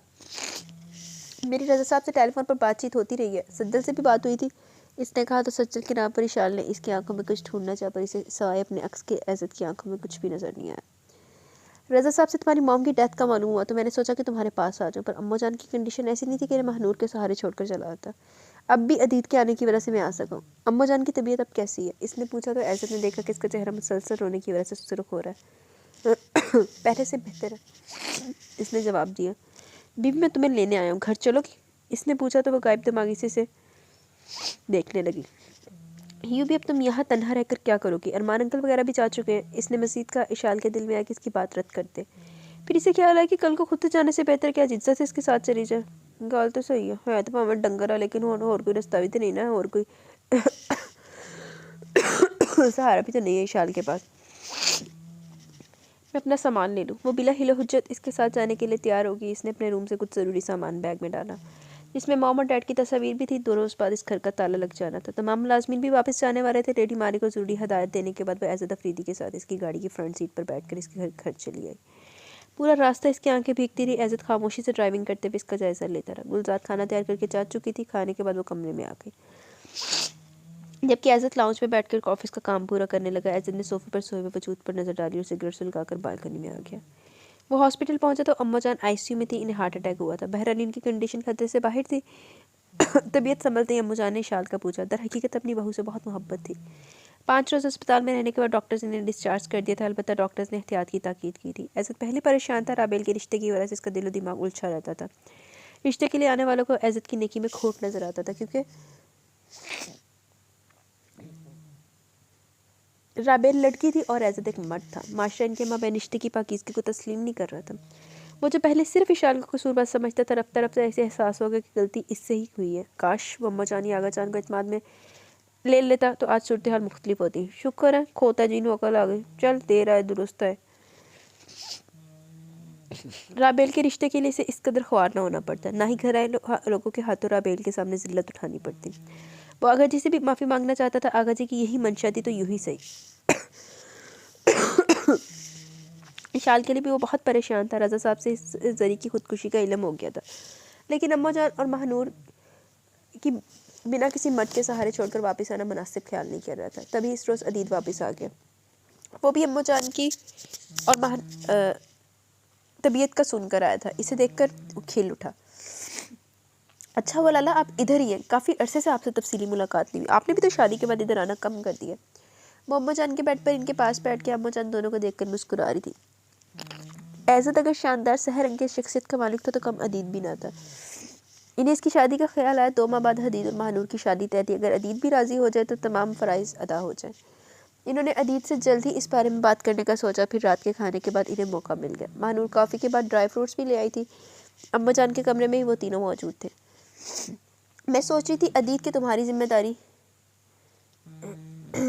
से भी फारिग हो जाऊँ, महानूर और हदीद की शादी के साथ तुम्हें भी निपटा दूँ। अम्मा जान ने बारी बारी तीनों को देखा। इनकी बात सुनकर महानूर के लबों पर शरारती सी मुस्कुराहट फैल गई। ऐसे भी मुस्कुराने लगा। इसकी मुस्कुराहट देखकर अम्मा जान को लगा इनका बेटा जिंदगी की जानिब लौटने लगा है। अलबत्ता अदीद इनकी बात सुनकर संजीदा हो गया। अदीद ने पहले किसी कुड़ी पे आँख रखी हुई है। इस बारे में तो तुम्हारा क्या ख्याल है अदीद? तुम्हें अगर कोई लड़की पसंद है तो मुझे बता दो। अम्मा जान ने मजीद का अदीद का जवाब सुनकर एज़द पूरी तरह चौंका। अम्मा जान इस सिलसिले में तो आपको लाला से रुजू करना पड़ेगा। क्या मतलब? एज़द ने कहा। वो लाला, मैं राबेल से शादी करना चाहता हूँ। मैंने इसे आपकी शादी पर देखा था। इस वक्त मेरे जहन में ऐसी कोई बात नहीं थी। अब भी मैं ये नहीं कहता कि मुझे इससे तूफ़ानी किस्म की मोहब्बत होगी है। मैं तो आपके साथ नेक काम में शरीक होना चाहता हूँ। मैं इसे बहुत खुश रखूँगा। लाला आप सुन रहे हैं? ऐसे की गायब दिमागी महसूस करके इसने पुकारा। अम्मा जान महानूर मुस्कुरा रही थी। आगा जी को इतराज़ ना हो, और फिर मुझे राबेल की संबंधी भी तो मालूम करनी है। वो दिल ही दिल में अपने रब की शुक्रगुजार था। अदीद से बेहतर जीवन साथी राबेल को कहाँ मिलता। अलबत्ता इसे अपना भरम भी तो रखना था। तुम्हारे आगा जी से मैं बात कर लूँगी, तुम राबेल की रजामंदी जान लेना। अम्मा जान ने नरमी से कहा। कितना अच्छा लगेगा अम्मा जान जब राबेल हमारी फैमिली में शामिल हो जाएगी, हमारे साथ ही रहने लगेगी। महानूर की खुशी दी इतनी थी बल्कि सभी खुश थे और दिल से चाहते थे कि रिश्ता बन जाए। अम्मा जान की उम्मीद थी कि आगा जी की तरफ से इतराज़ नहीं उठेगा। एज़द के दिल में भी था कि राबेल इसकी पसंद के खिलाफ नहीं जाएगी। दूसरे रोज़ वो लौट आया। अम्मा जान के पास अदीद मौजूद था, सो इसे इत्मीनान था। सिगरेट इसकी उंगलियों के पोरों को जलाने लगी। इसने चौंक कर सिगरेट को मसल कर लॉन की जानिब उछाल दिया और अंदर कमरे में चला आया। सोफे पर इशारा करवट बदले लेटी हुई थी। एज़द भी गहरी सांस लेकर बेड पर लेट गया। लड़की अच्छी है और जब अदीद की मर्जी है तो फिर मुझे क्या एतराज़ हो सकता है। आगा जी सोफे पर नींद दराज कह रहे थे। मैं लगता आगा जी ने ना मेरे बगैर लेट नहीं है दिया था। मैंने भी जहाँ पे बैठना ना, मैंने कोई टांगट पुंगल लटका के नहीं बैठना। मैंने आराम से जुत्ती उतार के टांगे ऊपर करके आराम से चौकड़ी मार के तो बैठ जाना। तो सोफे थे मैं अक्सर लंबे पैना मैं ना कल ये थर्सडे को वेडनेसडे को गई थी ना लास्ट टाइम यूनिवर्सिटी। तो मैं आई हूँ ना, आके मैंने अपना कंबल रख के सिर पर। पापा कहते मेरे, तुम्हारा ये जो बिस्तरा है ना तुम्हारा नीचे का और तुम्हारा कंबल तुम्हें बहुत याद करता है। तुमने 2-3 घंटों को इसको छोड़ते ना, 2-3 घंटों को तुम्हारी जुदाई बहुत बर्दाश्त से बाहर होती है, उसको बहुत तुम्हें याद करता है। मैं क्या अच्छा, मैं कहा हाय पापा यही तो मेरा वफादार है। हदीद और महानूर की शादी के साथ ही अदीद की शादी भी हो जाए तो मुझे भी सुकून आ जाए। अम्मा जान ने धीरे से कहा। आ जाएगा आपको सुकून? आपका बेटा एक मासूम लड़की की ज़िंदगी बर्बाद कर है। जानती हैं आप, इसने आफ्ताब की बेटी से शादी बदला लेने के लिए की है। आगा जी का लहजा तलख था, न जाने इन्हें सब कैसे मालूम हुआ था। वो शर्मिंदा है, इसे अपनी गलती का एहसास हो गया, वो आपसे माफ़ी मांगना चाहता है। बड़ी मेहरबानी इसकी, लेकिन मुझसे माफ़ी मांगने से बात नहीं बनेगी। अपनी बीवी के हकूक़ का ख्याल करें, ना हक किसी मजलूम की आह ना ले। आगा जी इसको कोई रायत देने को तैयार न थे। मैंने इसे समझाया तो था, पर जाने इसकी समझ में मेरी बात आई या नहीं। इन्हें एज़द के साथ हुई अपनी बातचीत याद आई। कभी कभी मैं सोचता हूँ क्या ये मेरा वही बेटा है जिस पर मैं फ़ख्र किया करता था। आगा जी ने रंजीदगी से कहा। ऐसा क्या बुरा किया इसने कि सबने इसके खिलाफ महाज खड़ा कर लिया। एक बेसहारा लड़की को सहारा ही तो दिया, इसके सर पर आंचल डाला है। हम सब ने तो इसे इसकी ही नज़रों में गिरा दिया, जैसे इसने कोई अजीम गुनाह कर लिया। पहली बार किशमाला ने फरीदा अफरीदी के सामने एज़द अफरीदी की तरफदारी की थी। किसने कहा था इसे कि अपने वालिदैन से अपनी नेकी को छुपा कर रखे? आज अंजाम देख लिया आपने। कोई इस लड़की का रिश्ता देने के लिए तैयार नहीं है। ये भी अच्छा ही हुआ कि दीद की ख्वाहिश है इस लड़की से शादी की। आगा जी ने एक तवील सांस लिया, तभी महानूर का अटलस लेकर आई। आगा जी के लिए फ़ोन कॉल थी, वो फ़ोन पर बात करने लगे, जबकि अम्मा जान कुछ सोचने लगी। तो सही बात है यार, नेकी किया तो अपने पेरेंट्स को इन्वॉल्व करो ना। आजकल का जो माशरा वो इस तरह की नेकी को नहीं मानता। वो तो आपको गलत नज़र से ही देखेंगे। वैसे आजकल के जो हालात जा रहे हैं, आजकल किसी पे एतमाद नहीं किया जा सकता। दिन पर दिन गुजरते जा रहे थे। एज़द अफरीदी की मसरूफियत इन दिनों बहुत बढ़ गई थी। बाज़ औक़ात इशाल को झंझलाहट होने लगती। आखिर ये इंसान सुकून से क्यों नहीं बैठता? मसरूफ़ तो पहले भी रहता था, पर तब इशाल के दिल में इसकी मोहब्बत ने घर नहीं किया था। पर अब ऐसा नहीं था, सो इसे एज़द की मसरूफियत गरां गुजरने लगी थी। इस वक्त भी वो सेल फोन कान से लेकर किसी से बातों में मसरूफ़ था। इसका मजाज बहुत खुशगवार था। बहुत दिनों के बाद वो हंस भी रहा था। हंसते हुए इसकी नज़र कमरे समेटती इशारे पर पड़ी तो इसकी आंखों में एक अरसे के बाद चमक कौंधी थी। सेल फोन ऑफ करके इसने अपना लैपटॉप नज़दीक कर लिया। किसकी कॉल थी? वो बेइरादा पूछ बैठी। ऐज़ा ने चौंक कर नज़र उठाई और इसे बगौर देखा। वो कुछ बदली बदली सी लगी थी। सज्जल से बात हो रही थी। इसने मुस्कुराहट लबों में दबाई। सज्जल से? इसने हैरत से ऐज़त के अल्फाज दोहराए। बीवी में इससे कह रहा था कि वो शयान जब पाकिस्तान लौटे और कराची है तो हमारी तरफ क़याम करे। ऐज़त ने बताया तो वो सोचने लगी कि ऐज़त अफरीदी को सज्जल से मोहब्बत हो गई थी। अगर ऐसा तो इसने सज्जल को हासिल करने की कोशिश क्यों नहीं की? क्या सोचने लगी? इसके चेहरे पर तनाव महसूस करके ऐज़त ने पूछा तो इसने मनोवन बता दिया। इसकी बात सुनकर ऐज़त को दिमाग घूम गया। इस लड़की को इल्ज़ाम तराशी के सिवा कुछ नहीं आता। जस्ट शट अप, वो धाड़ा। मैं कल सुबह होते ही आफ्ताब मंदिर चली जाऊंगी। मैं अब आपके साथ नहीं रह सकती। इसने बिना कुछ सोचे समझेगा और कमरे का दरवाज़ा बंद करती हुई बाहर निकल आई। ऐसा तेज़ कदमों से चलता इसके पीछे लपका। इस तरह वो इसे जाने नहीं देगा। कितनी मुश्किल से तो इसकी ज़िंदगी में सुकून आया था। इसका हंसते मुस्कुराने का दिल चाहने लगा था। जिसकी संगत के कभी इसने ख्वाब देखे थे वही इसे छोड़कर चली जाएगी। फिर से इसकी ज़ात को मोड़दर इल्ज़ाम ठहराकर ऐसा वो नहीं होने देगा। अब कि वो इसे कोई बेवकूफ़ी नहीं करने देगा। तुम कहीं नहीं जाओगे, सुना तुमने? वो चीखा था। इशाल जो लाउंज की तरफ जाती सीढ़ियों की जानिब बढ़ रही थी रुकी और मुड़कर ऐज़त को देखा। मैंने कहा ना कि मैं अब आपके साथ नहीं रह सकती। मैंने सोचा था कि मैं ये रिश्ता बना लूँगी। मेरे शौहर के दिल में अगर मैं नहीं हूँ तो कोई और भी नहीं है। इसके लहजे की तपश ऐज़त को झुलसा रही थी। पर अब मुझे लगता है कि मैं गलत हूँ। मेरे नाम नेहाद शौहर ने अब भी अपनी साबका मंगेतर को अपने दिल में बिठा रखा है। बकवास बंद करो। 6 माह और 15 दिन के बाद आज फिर इसने इशाल को थप्पड़ मारने के लिए हाथ उठाया था। इसी पर इशाल बचने के लिए 2 कदम पीछे हुई, लेकिन इसे मालूम नहीं था कि 2 कदम के फासले पर इसके पैरों के नीचे ज़मीन है ही नहीं।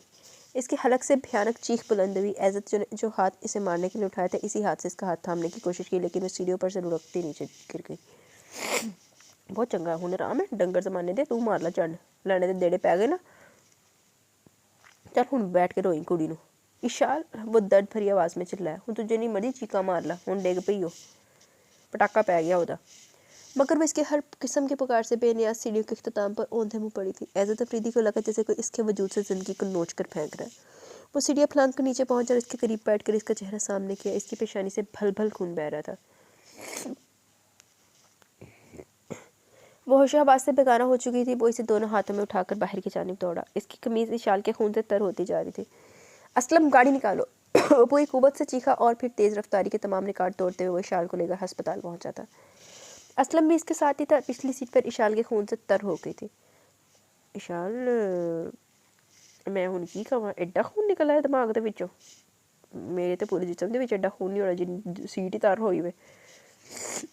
मेरी किसी सीट तर होने लगी दूर फिटे मुरीज तेरे के, मेरी क्यों होने लगी सीट तर? इशाल दी होवे। ऐसे खाली कुर्सी पर हाले में जवारी की तरह बैठा हुआ था। इसे अपनी धड़कनें मातम करती हुई महसूस हो रही थी। हुन भावें मातम करन ते भावें नोहे मरसीए पढ़न, जो मर्जी करन, ते बेटा हुन तो जो तू करतूत खोल देते हुन वो तो तेन भुगतना पैना। अपने आप इसे काबिल नफरत लग रहा था। I hate you too. आज इसकी वजह से इशाल इस हालत को पहुंची थी। घड़ी की सुइयां बहुत सुस्त रवि से आगे बढ़ रही थी। फजर की अजान के वक्त डॉक्टर ने आकर बताया कि मरीज़ा का जल्द होश में आना बहुत ज़रूरी है, वरना वो कोमा में भी जा सकती है। ऐज़त ये सुनकर अंदर ही अंदर ठह गया। वो ढीले कदमों से फजर की नमाज के लिए मस्जिद में चला आया। सलाम के बाद इसने अपने दोनों हाथ इस हस्ती के आगे फैला दिए जो मुर्दों में भी जान डाल सकता है, जो दुआ से मुकद्दर भी बदल सकता है। ऐज़त इस हस्ती से इशाल की ज़िंदगी की भीख मांगने लगा। वो लड़की इसकी रगो जाम में बसती थी। वो जानता था अगर इशाल को कुछ हो गया तो वो जी लेगा, पर वो ज़िंदगी भर मुस्कुरा नहीं पाएगा।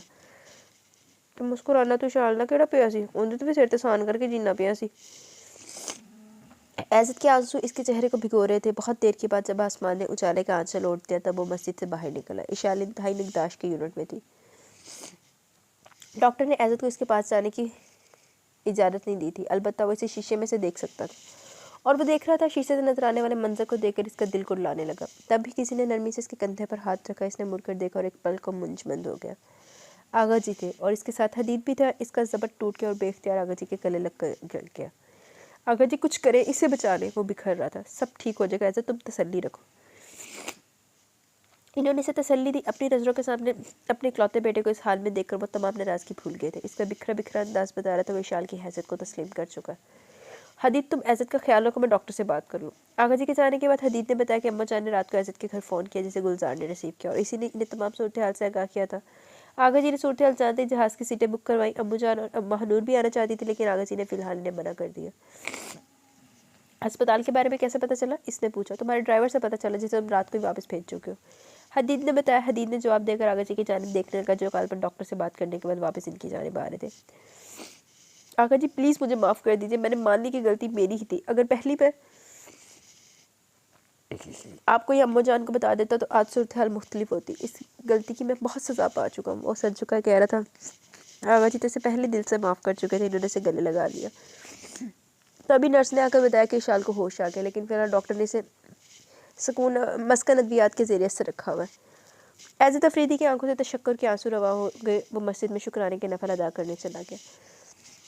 शाम के वक्त राबेल आ गई थी। वो इशाल के लिए सूप बनाकर लाई थी और अभी स्टार्ट करके इसे पिला रही थी। खून ज़्यादा बह जाने की वजह से इसकी रंगत सर्द हो रही थी। एज़द ने आगा जी और हदीद को घर भेज दिया। अलबत्ता वो जाने से पहले इशाल से मुलाकात करके गए थे। जब उन्होंने इशाल के सर पर हाथ रखा तब इसकी आंखें बेआवाज़ बहने लगी। जब आगा जी ने कहा, हमने तुम्हें दिल से बहुत तस्लीम कर ली, तुम हमारे लिए महानूर की तरह काबिल इज्जत हो। एज़द इसकी जर्द रंगत को देखते हुए कुछ सोच रहा था। वो मुसलसल एज़द को नज़रअंदाज कर रही थी। तू है ही ऐसी काबिल। इसकी जानिब देखने की रवादार भी नहीं थी। राबेल सुनो, एज़द ने पुकारा। जी भाई। वैसद की जानिब मुड़ी जबकि इशाल की नज़रें अपने हाथों पर जमी हुई थी। तुम ऐसा करो कि असलम के साथ घर चली जाओ और आगा जी के लिए खाना बना लो। इन्हें गुलजार के हाथ का बना खाना पसंद आए ना आए और फिर तुम कुछ तेरा नाम भी कर लेना। हाँ यार, ये मुझे ना थकन की वजह से इतना वो हो गया, फ्लू भी हो गया और वो भी हो गया। मैं ना हज इफ्तारी पे गई हुई थी, वहाँ से वापसी पे बाज़ार चली गई। वो बाज़ार से अभी 11 बजे के बाद आई हूँ नमाज़ पढ़ के। बहुत लेट, अभी 11:30 12 तो ऐसे बज गए नमाज़ पढ़ने के बाद जब मैं बैठी हूँ। तो अभी टाइम भी एक तो उतने टाइम हो गया।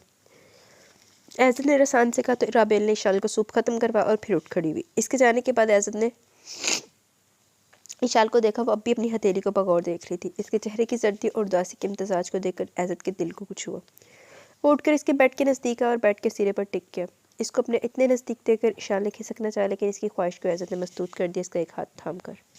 चलो शुक्र है एज़द दिल भी कुछ हुआ होते एज़द दिल फेफड़े गुर्दे सारे कुछ ना कुछ होने से। हाथ छोड़े। वो सपाट लहजे में बोली। मेरी तरफ देखो इशाल। मुझे नहीं देखना, आप मेरा हाथ छोड़ दें, इसने ज़िद्दी लहजे में दोहराया।